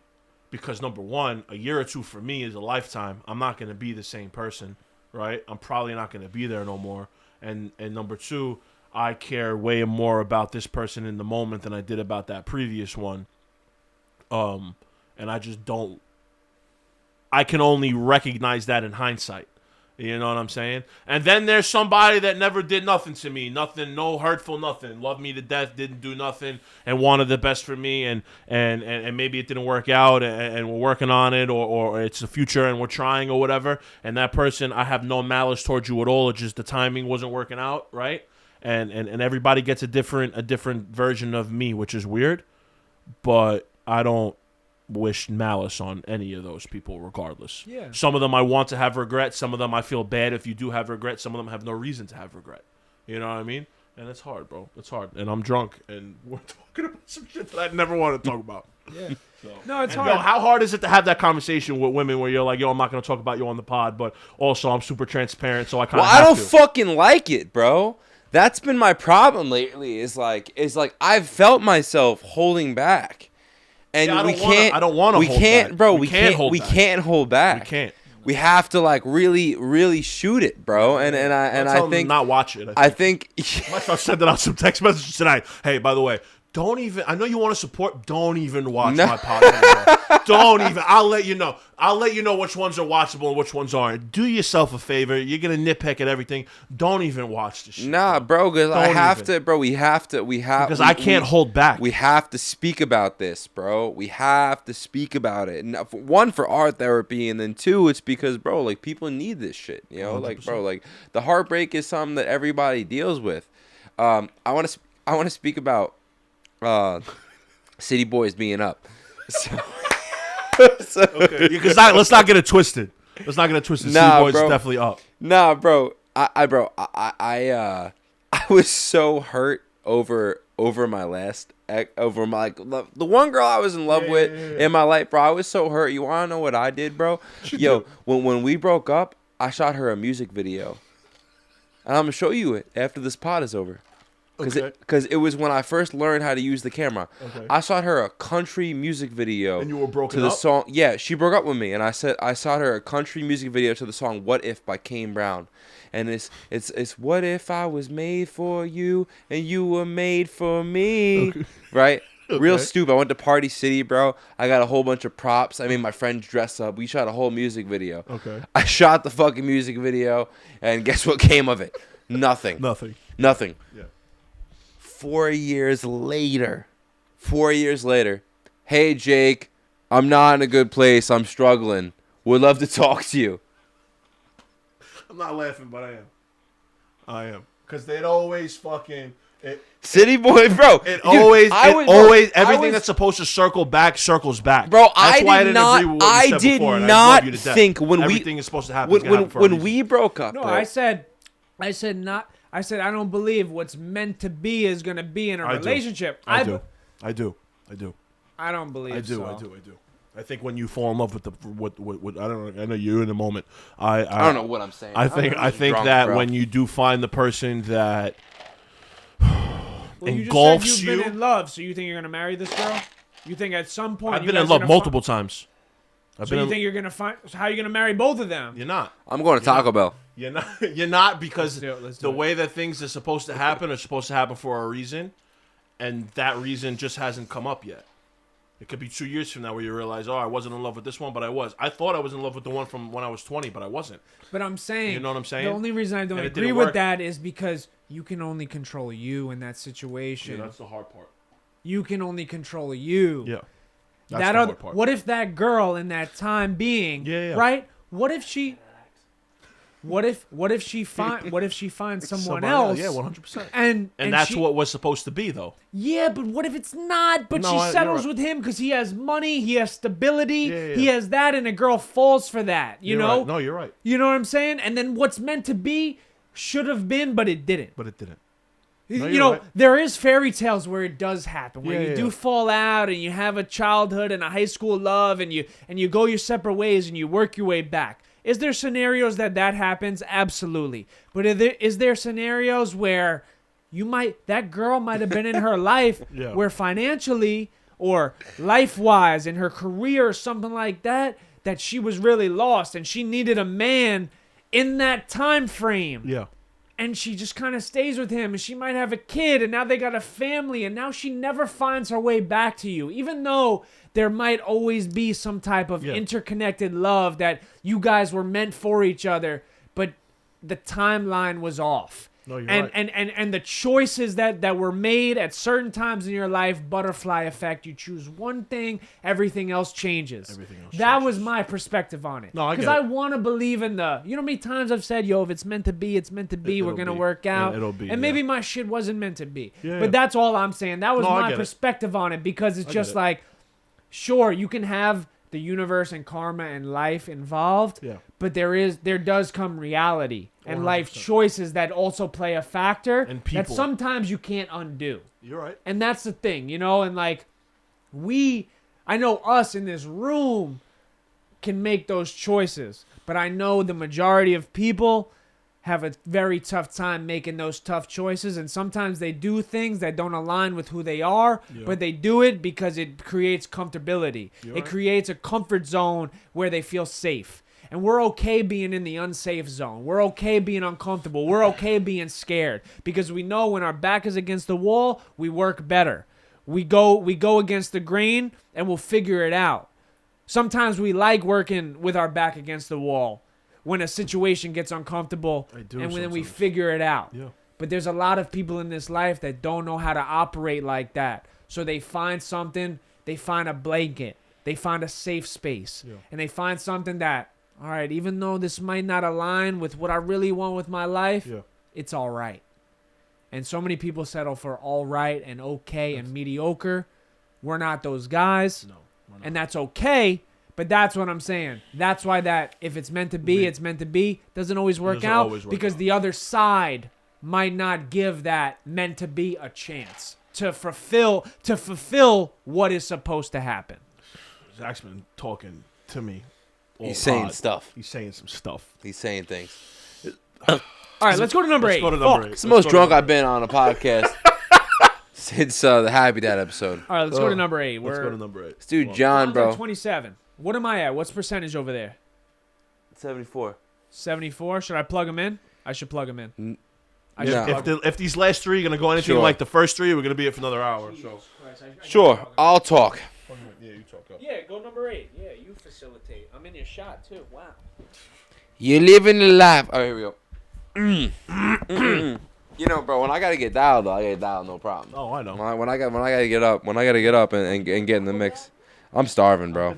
I'm so hungry. I'm hungry too. Should we do pizza again? Maybe Taco Bell this time No, let's around. do Taco Bell. Yeah. Is it open Sit in the late? car. Sit in the car. Yeah, sit in the Is car. it open late? So I'll drive. Yeah. I got more room. I could drive this time. All right. Number 8. You're living the life you've created. Do we like you living the life you've created, or do we skip to number 9 to where it says live in the moment? No, we can't could do skip. both We'll together. keep it brief if we don't like it. Yeah, go ahead. Okay, you're living the life you've created. All right. You are not a victim of circumstance. No one can force you to make decisions and take actions and run contrary to your values and aspirations. The circumstances you're living in today are your own. You created them. Likewise, your future is entirely up to you. If you're feeling stuck, it's probably because you're afraid to take the risks necessary to achieve your goals and live your dreams.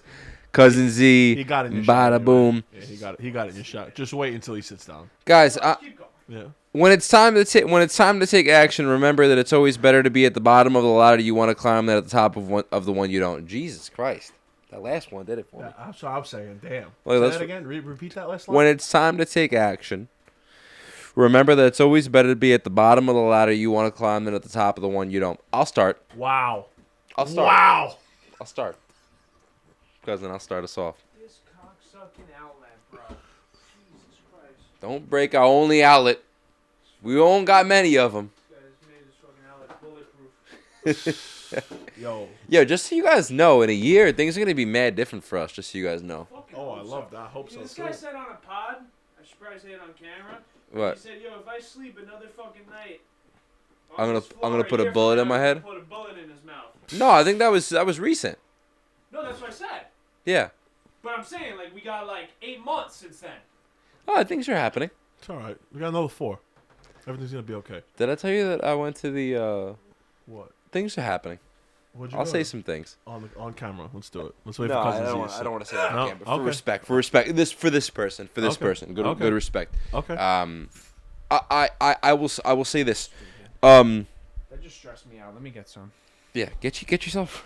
I don't Christ, know. bro. Just grab It felt bottles. like I was just There's walking bottles through a everywhere. fucking- Get yourself right. I was walking through a Ma- laser maze, landmine. bro. Come on. It would cut my Landmine. arms off like Landmine. lightsabers. Let's go. I'm gonna keep it short and sweet. No, because, keep this one. because you're Short right. and sweet. Short and Don't even sweet. Listen to it. The end of this You gotta read fucking it. the end of this thing. The No, end I'm of gonna- this thing I'm was gonna- insane. I'm gonna keep it short and sweet, bro. I'm gonna keep it short and sweet. All right. Ew.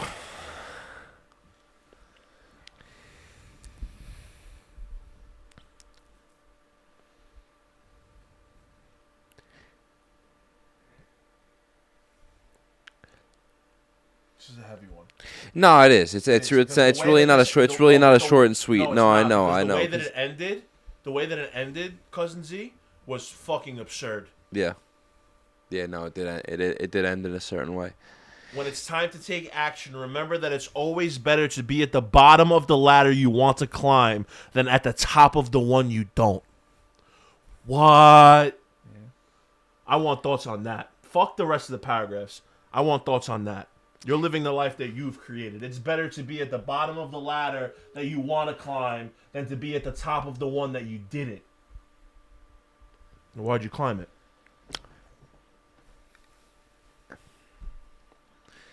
You know, bro. I'm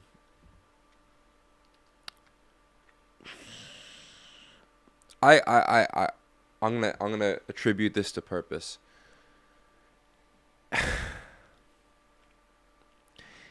We're so fucking broken. I don't want to start crying, bro. Nah, I'm not gonna cry, but bro, I we're might. we're so incredibly broken. You know, bro, there's times in life things happen to you and they're not that bad. But we have to make something out of it because we need some form of validation of, hey, look at me, my life is bad.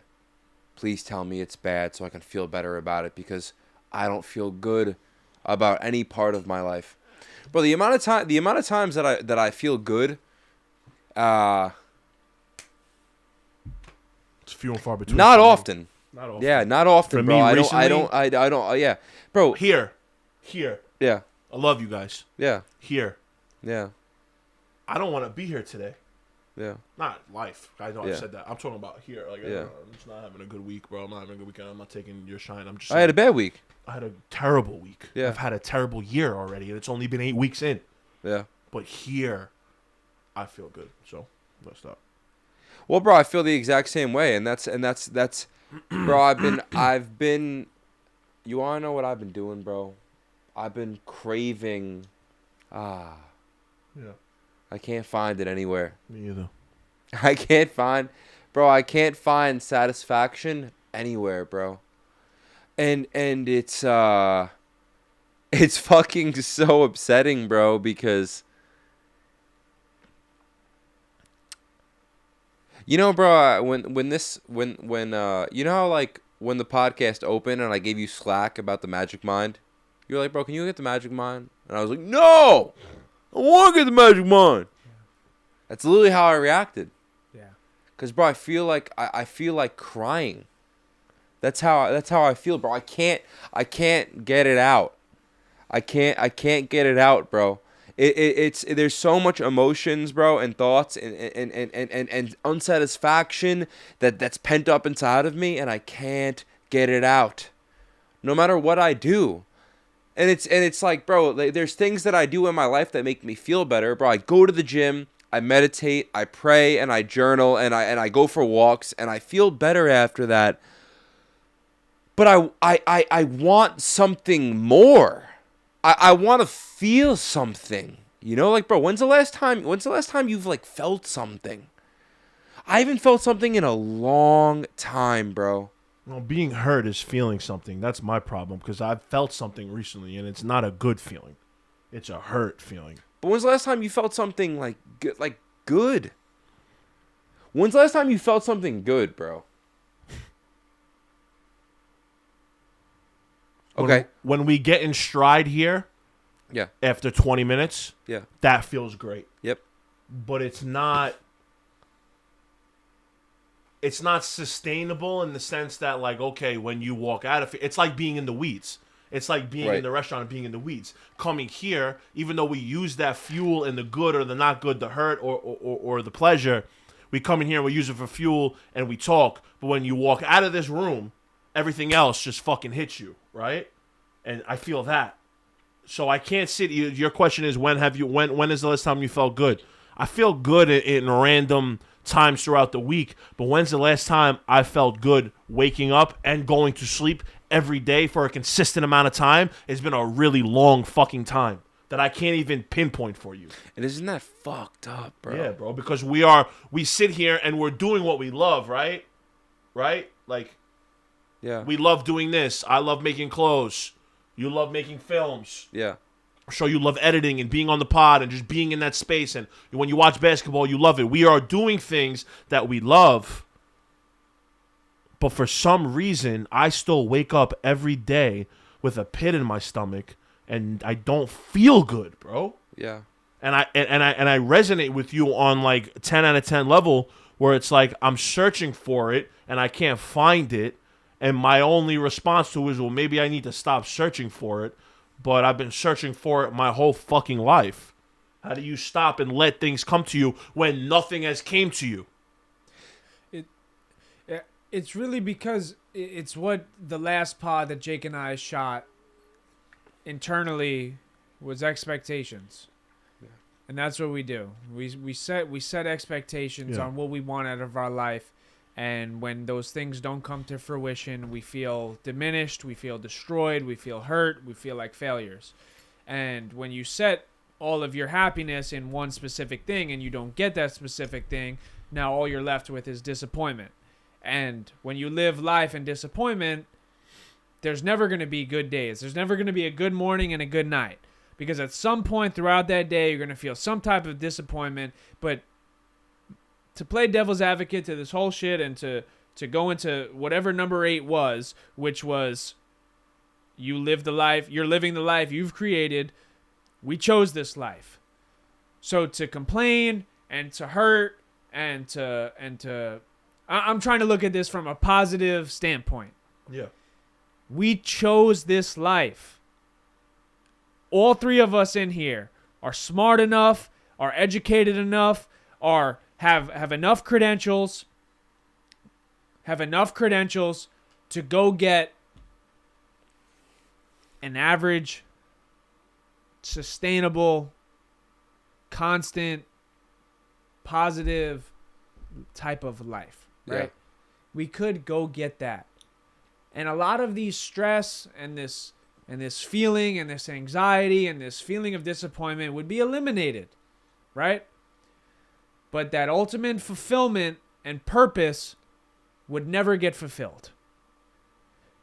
The only reason that we're chasing that is because we chose that. So we're living the life that we've created. We created this life because we chose it. So this feeling of unfulfillment and not being satisfied and having tough days and having long nights and having terrible mornings when you wake up and always feeling like shit and never being satisfied or happy or feeling fulfilled. We chose this shit. So how can we complain? Or it's okay to voice it. It's okay to talk about it. And I'm glad we talk about it. I do too. And I'm not saying I don't. I feel the same way you guys feel. Yeah. But I also am like, I wouldn't choose anything else. I wouldn't change the life that I've chose. So me harping on the fact that I'm feeling this way or feeling down or feeling or not having that feeling that I want in life, it's like I also can play the other side of it because I know it's coming. Yeah. You told me today, like, you could play both sides of it. You just said how you're feeling right now and you just feel like you need to let it out. You feel like you want to cry, but you also told me today, like, yo, I don't want to fucking, like, pour into this and give it my all because I'm okay with... Because I know that we're growing, and I know it's just a time game. So I think we need to all in this room understand that this is a time game. This podcast is only going to blow in a matter of time. Your clothing brand is only going to grow and be as big as it's going to be in a matter of time. Yeah. I mean, how long have you been doing at war? 10 years. 10 years. I mean, how long did a lot of clothing brands take to blow? 20, 30, 40 years. Yeah, you're right. We've only been doing this podcast a year and 4 months together. How long do we think it's going to take to grow? So it's so, and it all comes back to expectations. We set expectations on this life, and like, I'm just trying to be the light in the room, right? The positive side. I'm playing devil's advocate to it because I feel the same way you guys are feeling, but I don't want to add to that because I want to be the other side of it of like, yo, we chose this shit. No, you're right. You know? 100%. Who are we to fucking sit here and complain and cry and oh, I feel that. Bro, I chose it. We all could go tomorrow. We have enough connections. We're smart enough. We have enough money. We could go apply. We could go do something that goes and makes us $150K a year. We could have stability and not have to worry about all the bullshit. Because after 5 o'clock, we could clock out and we could do whatever we want to do. You're right. But no, we chose this life, so let's embrace it. Because this feeling that we're feeling right now is the reason we're going to get to where we want to get. We can't be where we want to be in life without feeling this. Yeah. And this feeling makes where we're going to be in our lives so much fucking better because we can look back and remember where we were at one point. We remember, Jake is going to remember he's sleeping on this floor. You're going to remember there was days that you did not want to be on earth anymore. Yeah. There's going to be a lot of days where I couldn't sit with my own thoughts and I had to pace around my room or drive around in a neighborhood and listen to music and call my friends because I couldn't sit with my thoughts anymore.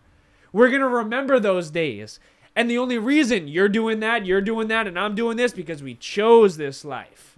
We chose it. So the quote on the fucking number, you're living the life you've created. We created this life. Let's embrace it. Let's take these tough times. Let's take the hard times and run with it. Use it as fuel like you've said. So that's really what it comes down to. No, you're right, bro. I agree with what you're saying. I can't sit here and say I don't agree. I can't sit here and say I don't agree. What I will tell you is that I want to take it more immature.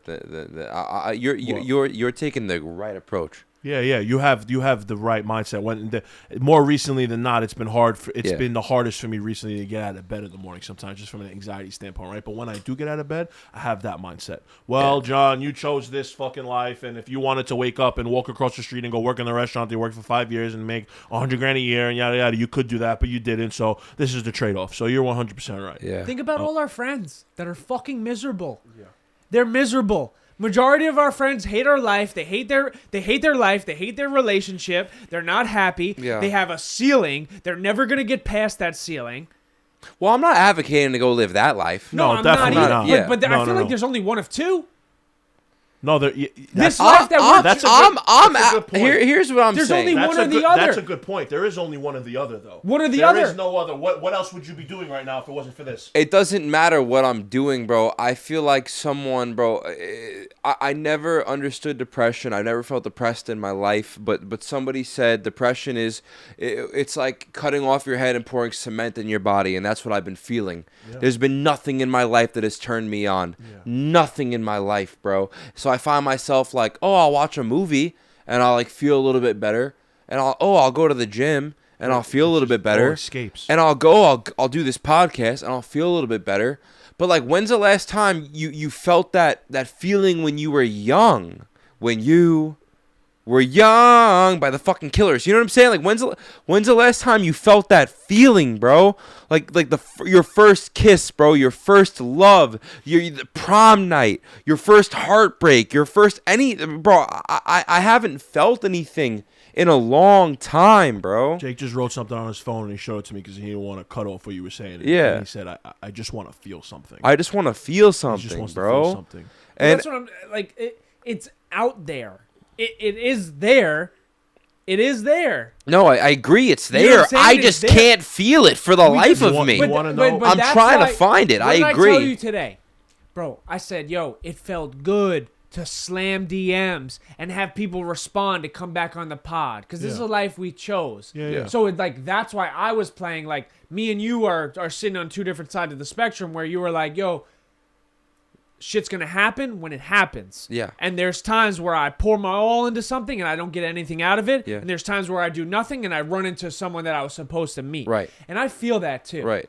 But I'm also at the point where, to me, that feels like too long of a game. You okay? No. I need to go back and live and live the life that I'm creating. Get so in front of it. I'm gonna take control of it.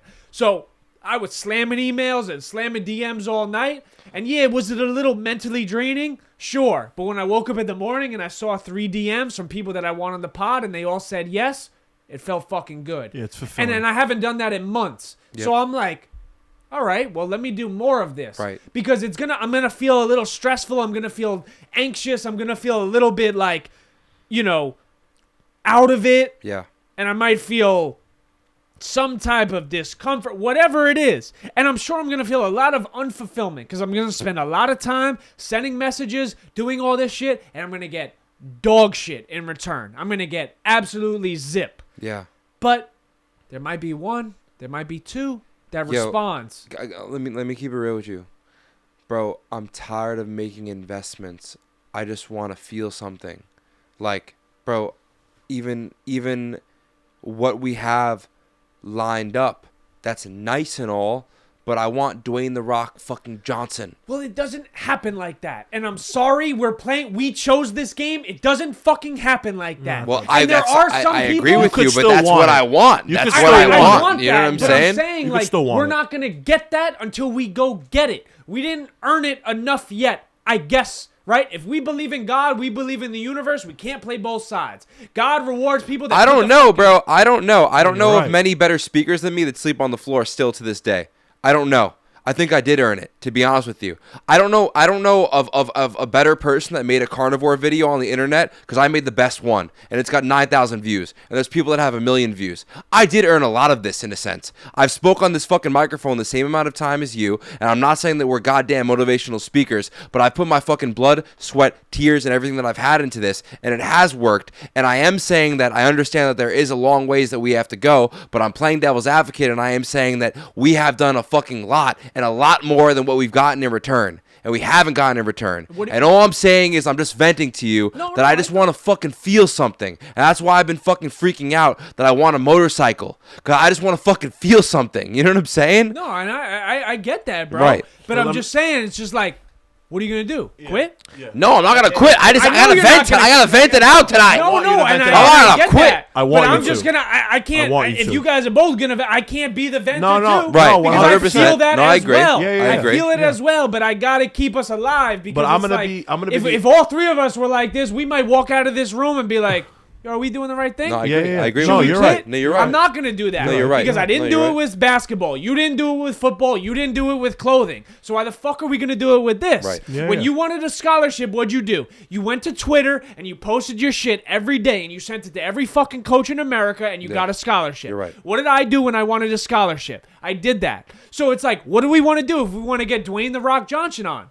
Let's fucking hit every single person up until we can get to Dwayne The Rock Johnson. No, you're right. No, You know No, what I'm saying? you're- So no, like, you're 100% and then think about how we felt. Go back to that feeling after we did Bob fucking Menery. How did you feel at that pizza spot with me, you, and Mikey sitting at that pizza spot? How the fuck did that ride feel from Boston? I felt something. So let's go get that. And we can do it. We can go to Miami 19 days from now and we can go feel something. Yeah. But we got to go do it. And I will. don't care if it has to be me, if it has to be you, if it has to be you, if it has to be all three of us. Somebody has to go do something and make something shake for us to feel something. And maybe it might be me that's going to make you two feel something. Maybe it's going to be you or you that's going to make me feel something. Whatever. If we're in this shit as a team, we got to do this shit collectively and we got to do it. 100%. We have to go out Right. and do it. And I got to pick up when you guys are feeling down. You guys got to pick up when I'm feeling down. Me and Jake got to pick up when you're feeling down. Yeah. So whatever it is, we got to go do it. We can feel bad for ourselves, whatever. It goes back to what I said. We chose this shit. Let's live it. I'll tell you this. I love that. Oh yeah, that was amazing. I love that, That bro. was great. That was I great. love That that. was one of the 'Cause best clips that he's gonna. It was one of the best things that we've ever spoke about, bro, because it's really in a way, bro. It's so fucking poetic. It is. Because no one out there is doing what the fuck we're doing. No one. Well, I'm about to give you You know? another perspective to that, Yeah. though, because you know what, bro? Yeah. I'm tired of feeling things. How about that? Oh shit. Try that one on. Because you know what? I've been feeling things for a really long time. I've been feeling things. At War is based on feeling everything. Yeah. At War is based on taking that battle that you feel and taking it and owning it and putting it into absolutely everything that I've ever done in my fucking life, whether it's friends, whether it's family, whether it's romantically, whatever the case may be. And I am at a point in time right now in my life, bro, where it goes back to the conversation where you're like, you want to be lighter? I want to be lighter because being lighter means that I don't fucking feel everything so strongly that I Yeah. feel. I feel everything so deeply, it doesn't matter what it is, right? Everything, everything. That's just the type of person that I am. And I've gotten to a point where I've felt so much and have still stayed in the same place that I want to take a step back and separate my feelings from what's actually going on and see what happens. Because I've been feeling for so long. And that's why I love to come here, because I do feel it in here. And then when we walk out, it's kind of like drained socially, where you're like, all right, I put out what I felt. And like I'm kind of done with that for the moment until I wake up tomorrow. But it resonated with me when you said that you just want to feel something. Because, and ironically, and maybe it doesn't make sense to people hearing it, but I'm on the opposite end of that, where it's like I'm tired of feeling so much. And I guess that comes from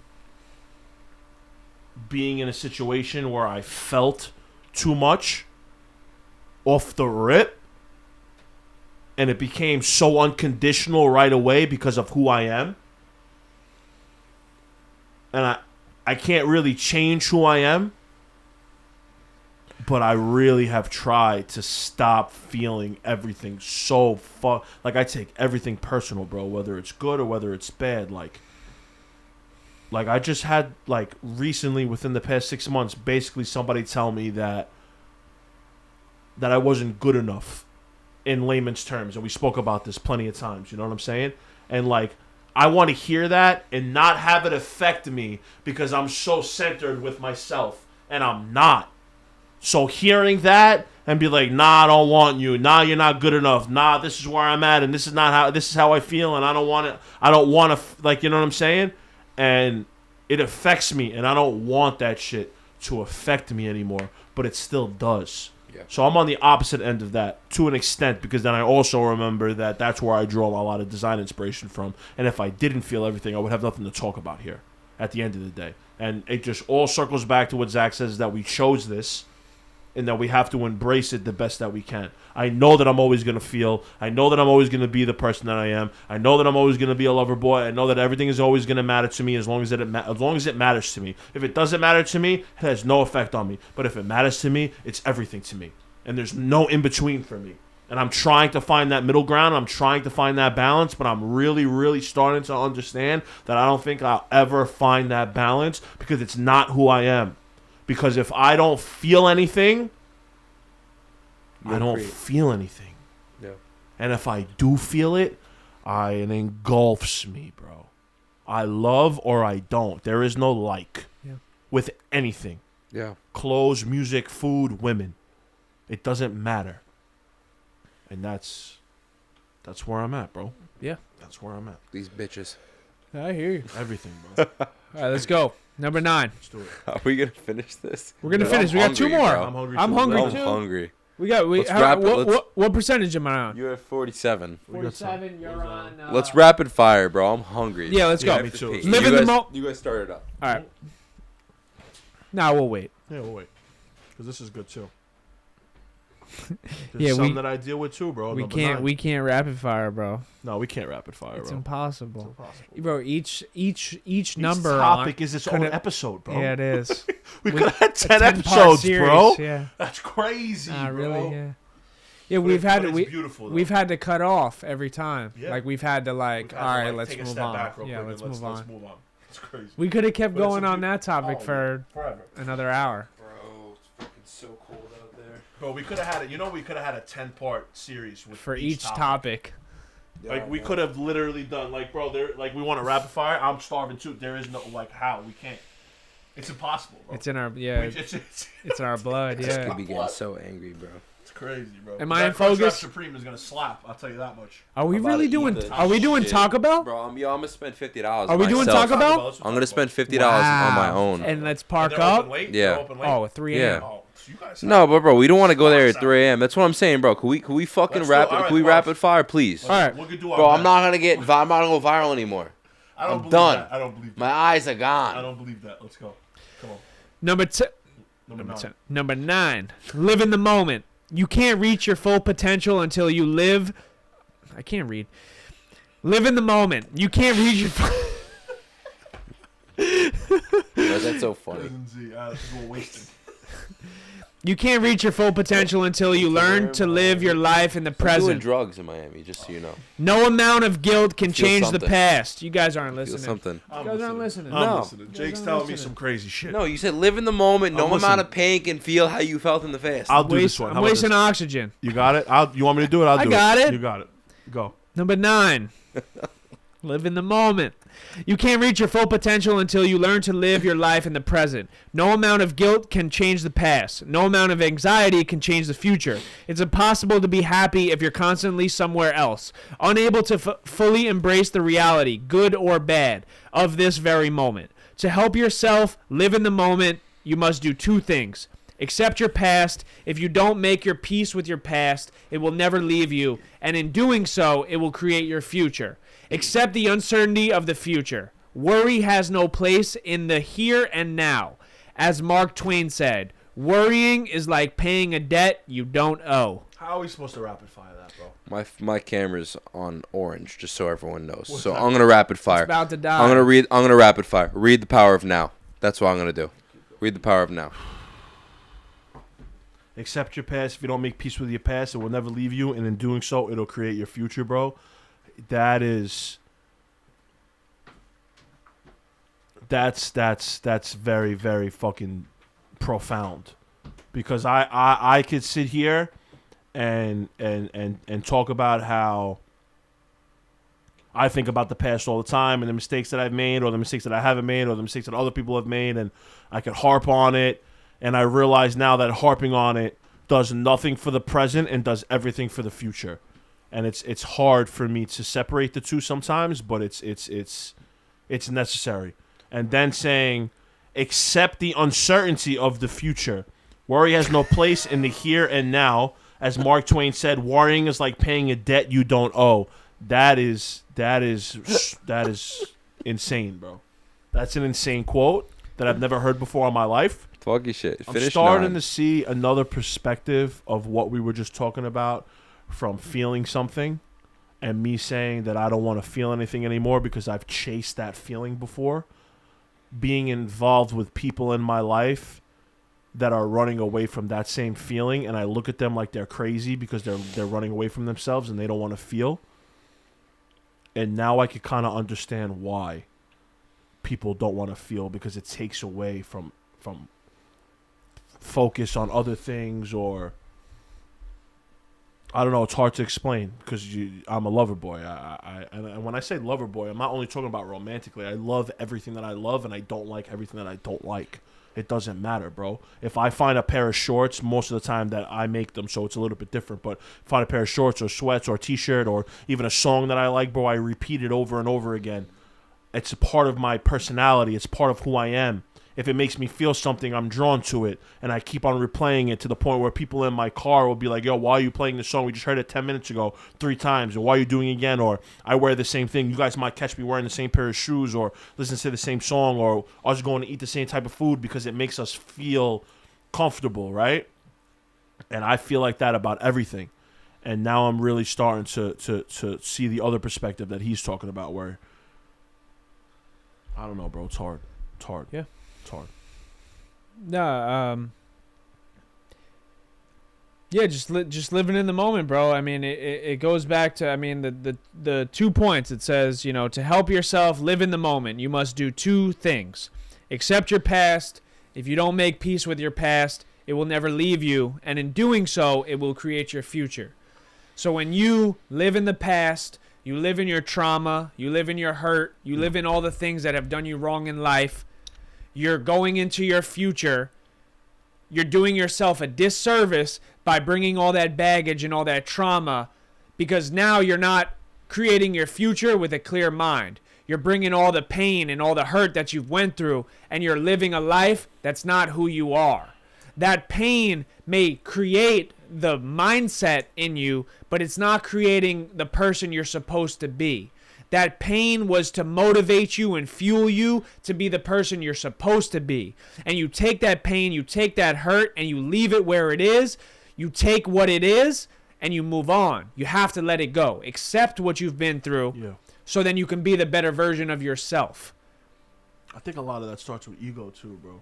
Yeah, it is the ego. That's It is. problem. You expect not to feel certain things, or you feel like certain people shouldn't have done you wrong, or Yeah. you feel like certain situations have worked out a specific way in your life, and all that is the expectations you set, your ego, your pride. You think you're better than you probably are, Yep.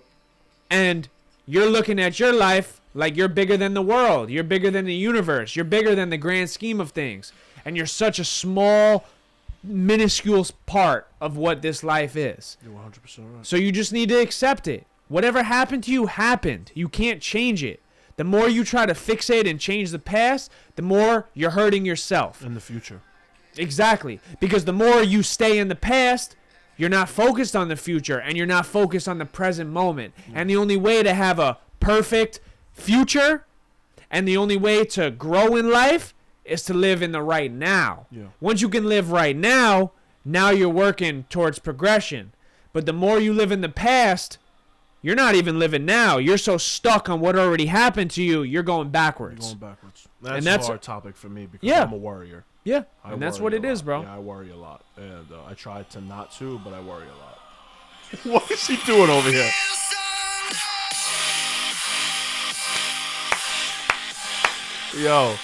Yo, Jake is for the people that are listening and watching.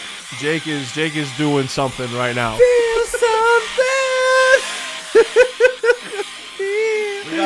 We got one more bullet point. You know, Kid Leroy feels something. Yeah, Kid Leroy, that's my boy. Kid Leroy feels look, something's a little We different have than that. one more. We have one. All right, more last topic. one. Let's wrap it up. Come on. Change is inevitable. Embrace it. Only when you embrace change can you find the good in it. You need to have an open mind and open arms if you're going to recognize and capitalize on the opportunities that change creates. You're bound to fail when you keep doing the same things you always have in the hope that ignoring change will make it go away. After all, the definition of insanity is doing the same thing over and over again and expecting a different result. Life doesn't stop for anyone. When things are going well, appreciate them, enjoy them. As they are bound to change. If you are always searching for something more, something better, that you think is going to make you happy, you'll never be present enough to enjoy the great moments before they're gone. I mean, I'm down to even wrap it at that. Because that fucking summarizes the entire pod, all of our fucking lives, everything we speak about, everything we embrace. That is it.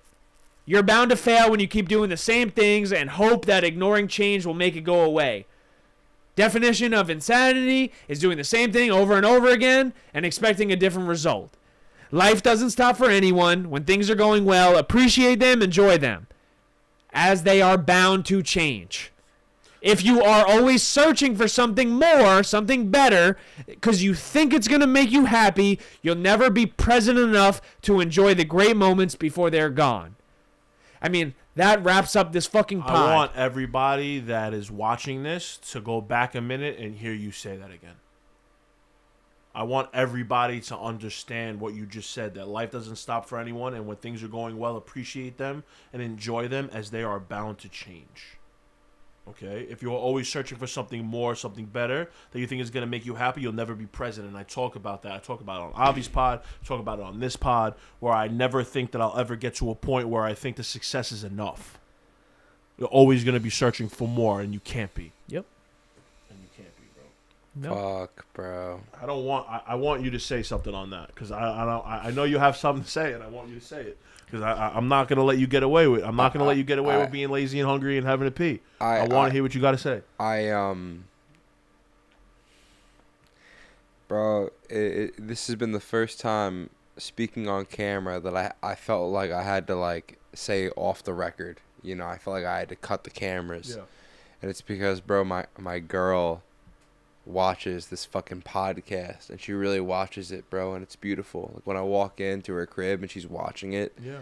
and I feel terrible, bro, because I'm like bound to hurt her. Yeah, me too, bro. I just had somebody tell me, yo, I don't watch it anymore because I'm afraid that you're gonna say something, even if it's from the past and it's not present, it's gonna hurt me, and I want to support you, but I don't want to watch it because I don't want to get hurt.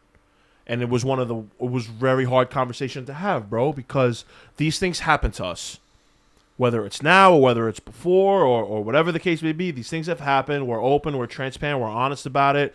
We try not to drop a timeline. We definitely don't drop any names. We don't do any of that. But the people who know. And the people who don't know, they don't know, right? And it's going to hurt some people. And that's a decision that we made and a choice that we made. And it's hard. And we don't have to get into it anymore, and we can start going a little bit lighter in here, but I don't think that's the way to go. There's been a few moments in my life I wish I was there for that I wasn't. That's a bar. You know, and just keep that. I just want to keep that. That's a bar right there. That the last one. Oh man. There's been a few moments in my life that I wish I was there for that I wasn't. And you know, it was such horseshit because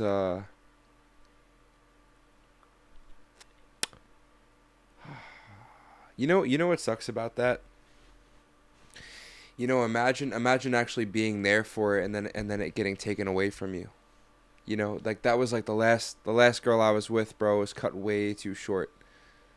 It was cut way too short, bro. Because that was an actual moment in my life where, you know, I remember when I was playing college football, and someone said something to me, and they were like, "Yo, like next time you're on the field, and you look up in the stands, you see your parents, like, try to take that all in, because you didn't have to play college football. Like your parents don't have to be here, like." This is like you're on the West Coast, like you're from like bro, whatever it is, like just that moment, the magnitude of that moment. And then I did that in my life, bro, and I realized how much moments in my life were so great where I was supposed to feel something that I didn't, because I always wanted more. Except the last girl I was with, bro, I finally felt like I had enough. And then 2 days later, she said, "We need to talk." And then 3 days later, she said, "There's someone else." I said, "Your ex?" She said, "Yes." And to be honest with you, bro, I haven't really felt something since then. Because you probably felt a lot in that moment. Yeah.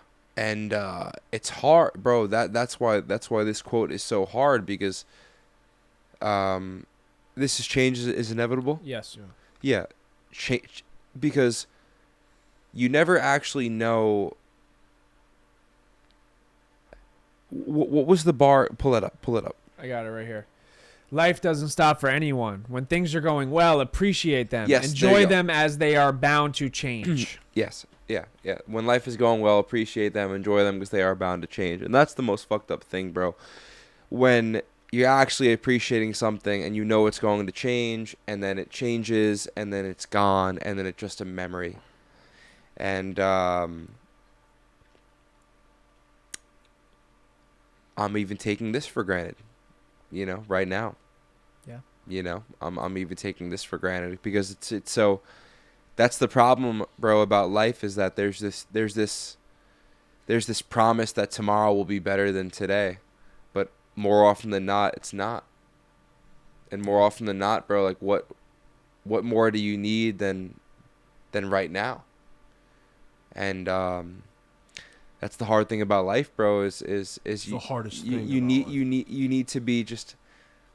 You need to be more mature than me, bro. You have to be okay with you have to feel something because you want to feel something, not because the emotion just comes about. It's like sometimes you have to say like, no matter what, I'm not going to let anything ruin this moment. I worked my fucking ass off to be here, and even if it doesn't feel how it's supposed to feel, today means something to me. Yeah. And you have to kind of find your own meaning in it. And that's something that I've done. I've never been good at that, and I want to be better at that because, bro, I've spent so much fucking holidays, I've spent so much birthdays, I've spent so much highs that were supposed to mean something that meant nothing. I felt nothing, and that's my goal, bro, for the future is to feel something. Yeah, I feel like just with that real quick. Yep. We know the feeling. I don't even know if we know it. But we anticipate the feeling that we're going to feel when we get the things we want out of life. So that's why Christmas, Thanksgiving, birthdays, it doesn't mean that much.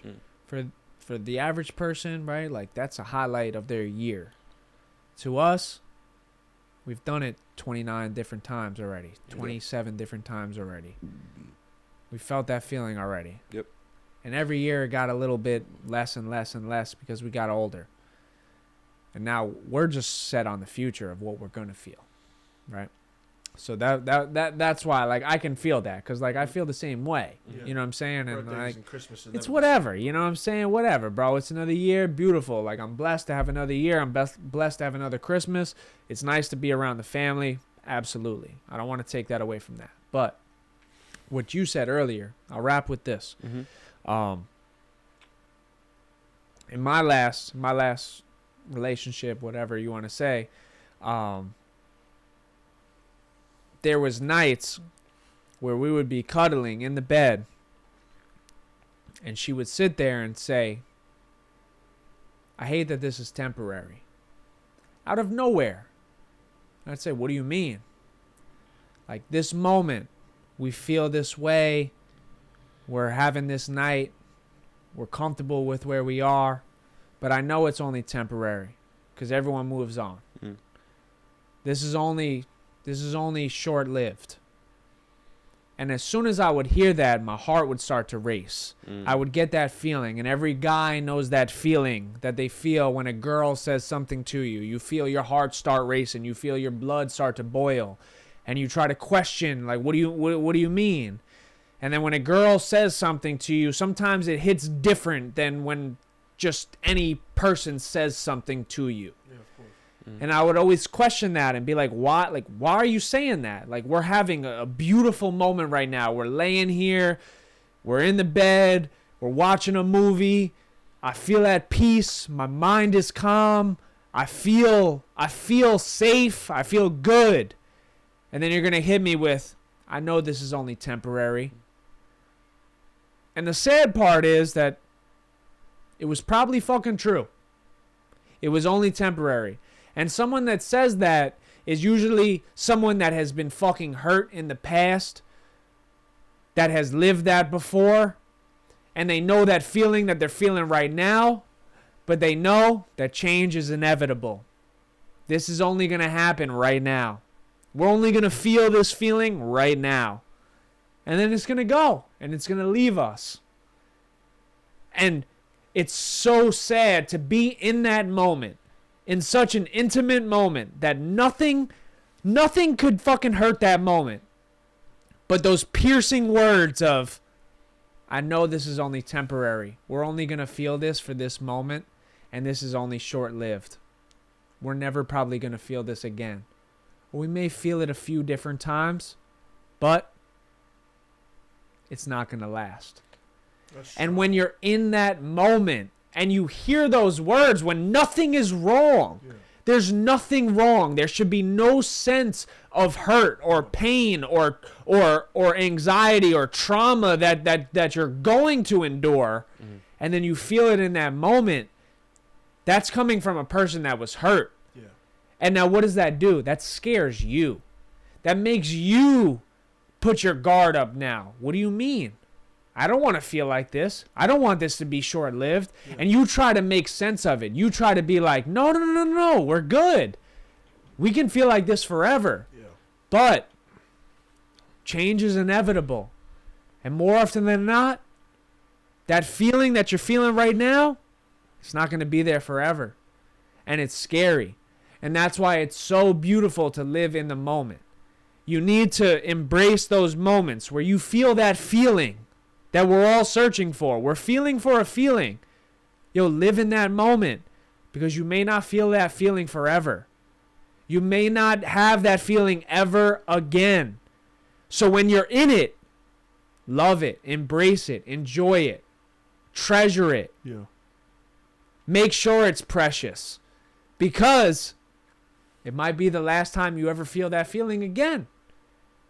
And that's a sad, scary truth of life. But we may continuously chase that feeling over and over again. And you may never get it again. So when you're in it, enjoy that shit. Love it. Keep that shit tight. Keep that shit. Put that shit in your brain. Keep that in the memory bank. Because you may never feel that feeling again. So when I was in that shit, bro, that shit used to hurt. Because she would say that shit over and over and over again. Because I'm sure she was in other situations where it didn't work out. And we'd be perfectly fine. The last time it was perfectly fine, it wasn't. It wasn't. Yeah. But for me, I'm like the positive. I'm like, we could feel like this forever. We're good. Yeah. Like, I'm not trying to feel nothing. Like, I'm never going to hurt you. Right. Bro, you know how many times I've said that? You know how many times I've said that? I'm never going to hurt you. I'm never going to make you feel the way you felt in the past. I've said that numerous times. But that's the thing. I don't believe healed people can heal people. And I don't know if I'm fully healed, but I don't believe it. But I truthfully believe hurt people hurt people. 100%. Hurt people healed people. Hurt people that haven't dealt with their shit ruin people that are trying to do good in life. Trying to deal with this because they're trying to take their past and take their trauma and they're putting it on you. They're putting it on a person that didn't deserve that shit. And now the cycle repeats. Yeah. So now that hurt person crushes a healed person. And now that healed person becomes a hurt person. And now they go and hurt someone. And now that hurt person who was healed at one point goes and hurts another person. And that's why this cycle is fucking inevitable. And that's why this quote, change is inevitable, because we don't control our feelings. We're too emotional, and we react on how people treat us. Yeah. And we can't live with the fact that once you're happy and you love yourself, that's the only time that you can love another person. And sometimes we are confused and we think that we love ourselves. We think that we are happy with ourselves, and we're fucking not. And we think that we're ready to embrace another human being, and we're not. And we find love and happiness in another human being, and we pour ourselves into them, and we embody ourselves into their happiness, and we're not even happy with ourselves. So once that person leaves out of our life and change happens, Now we're not happy with ourselves. But it all comes back to I was never happy with myself. I never loved myself to begin with. I should never even been in this situation. The only reason I loved myself or thought I was happy is because you were in my life. Yeah. Or you loved me or whatever. Yeah. Yeah. And now you're not there anymore. Now I'm sitting, man in the mirror. Oh, that's who I really am. That's how I really feel about myself. Cool. Now I got to deal with it. Now I got to change, which sometimes changes for the better. Well, yeah. Sometimes changes for the worse. We got to embrace it. I don't know. Just to end on that real quick, I think that that's the type of shit that'll change you, right? Mm-hmm. Change is inevitable, and you'll change. I don't think that. Like, I sit here and I come on here and I tell you guys I'm a lover boy and I feel everything. And when I'm involved with somebody, I really feel it and I'm engulfed with them and yada, yada, yada. But what I've dealt with over the past 2 years, I don't think I'll ever love the same again. Right? And it's very sad for me to sit here and say that. To let some shit happen to you. Or to have some shit happen to you. I don't want to say let. Like, to have some shit happen to you that changes the way... That changes your DNA. It's hard. It's hard, bro. It's hard. Because I always told myself that I wouldn't let the things that happen to me change who I am. I always told myself I'm always going to move with an open heart. I'm always going to move with my heart on my sleeve. I'm always going to move emotional because it's who I am, and it is what it is, and the people that love it, and the people that don't like it, don't like it. And when I lost certain people in my life because of how I was, and I didn't love myself like you said, and I wasn't healed like you said, it changed me, bro. It changed me, bro. Tonight at Taco Bell.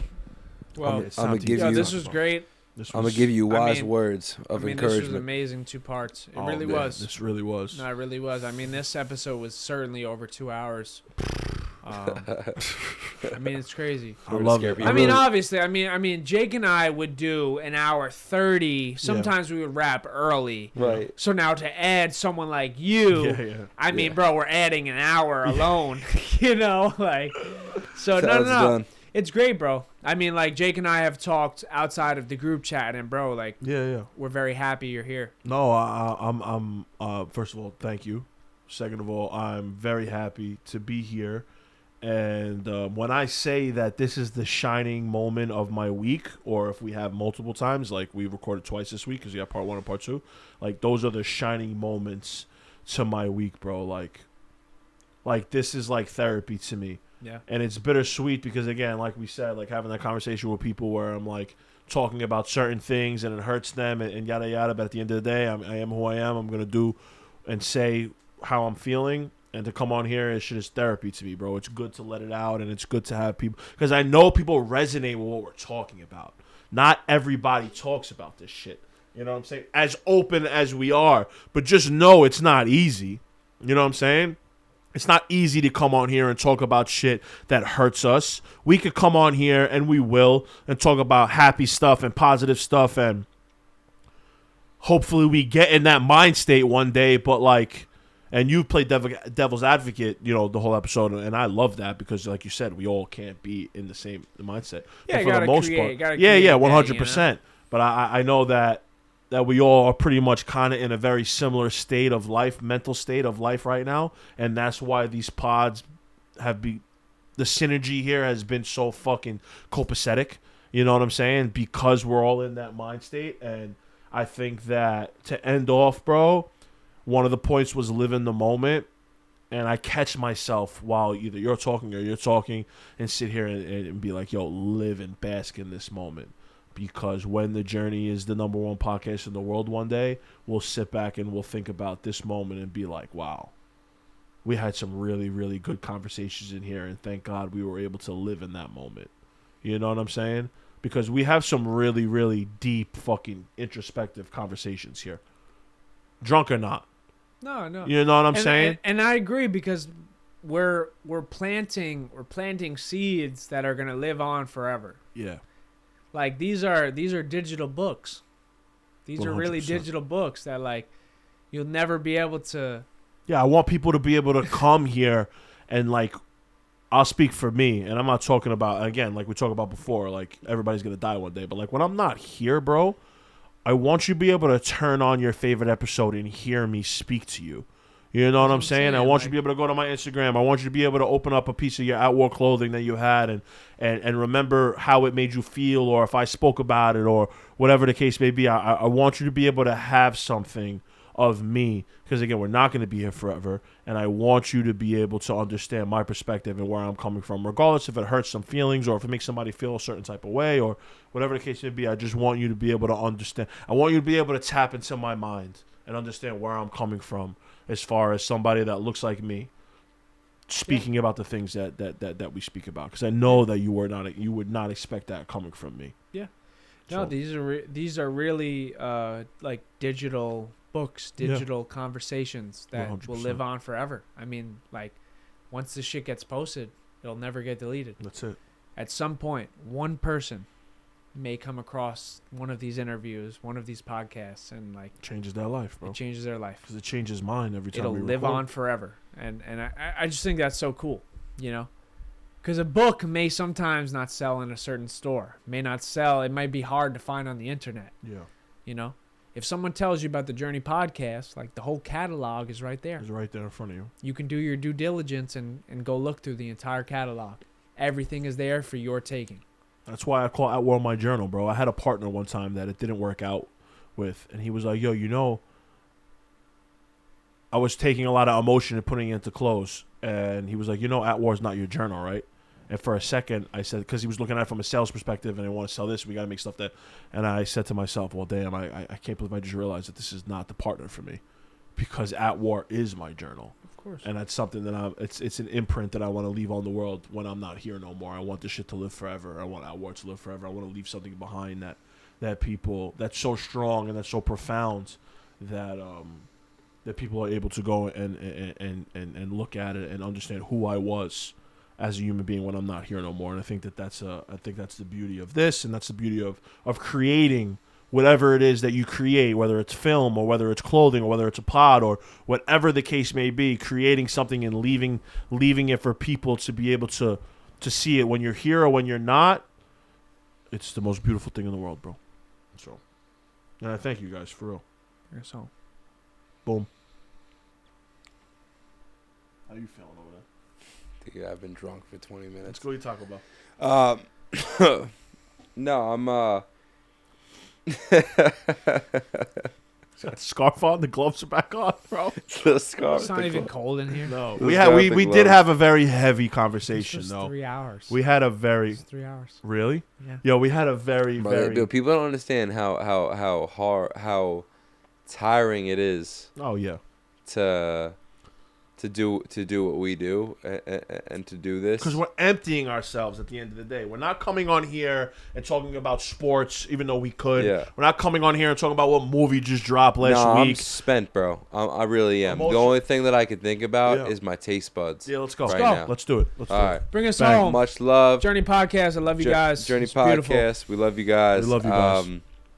I hope you guys are here after this thing is already really big, so you could see these stupid ass gloves and this stupid ass scarf, and you can hear that stupid ass heater in the background, and you guys can just understand that it's all good, whether you're at the top or you're at the bottom, because I certainly can say that I take this for granted. You said, how did it feel to do over 110 episodes?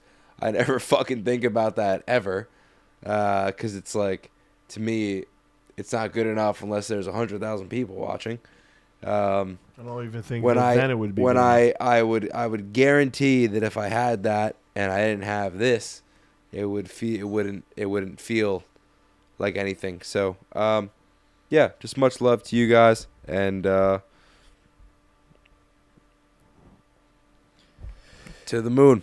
Yeah, and I mean, by the time this episode drops, it'll probably be the week before Miami. So the next episode, you will see all three of us in Miami interviewing some big guests, some internals, and we'll be in South Beach, Brickell, having a good time, living life.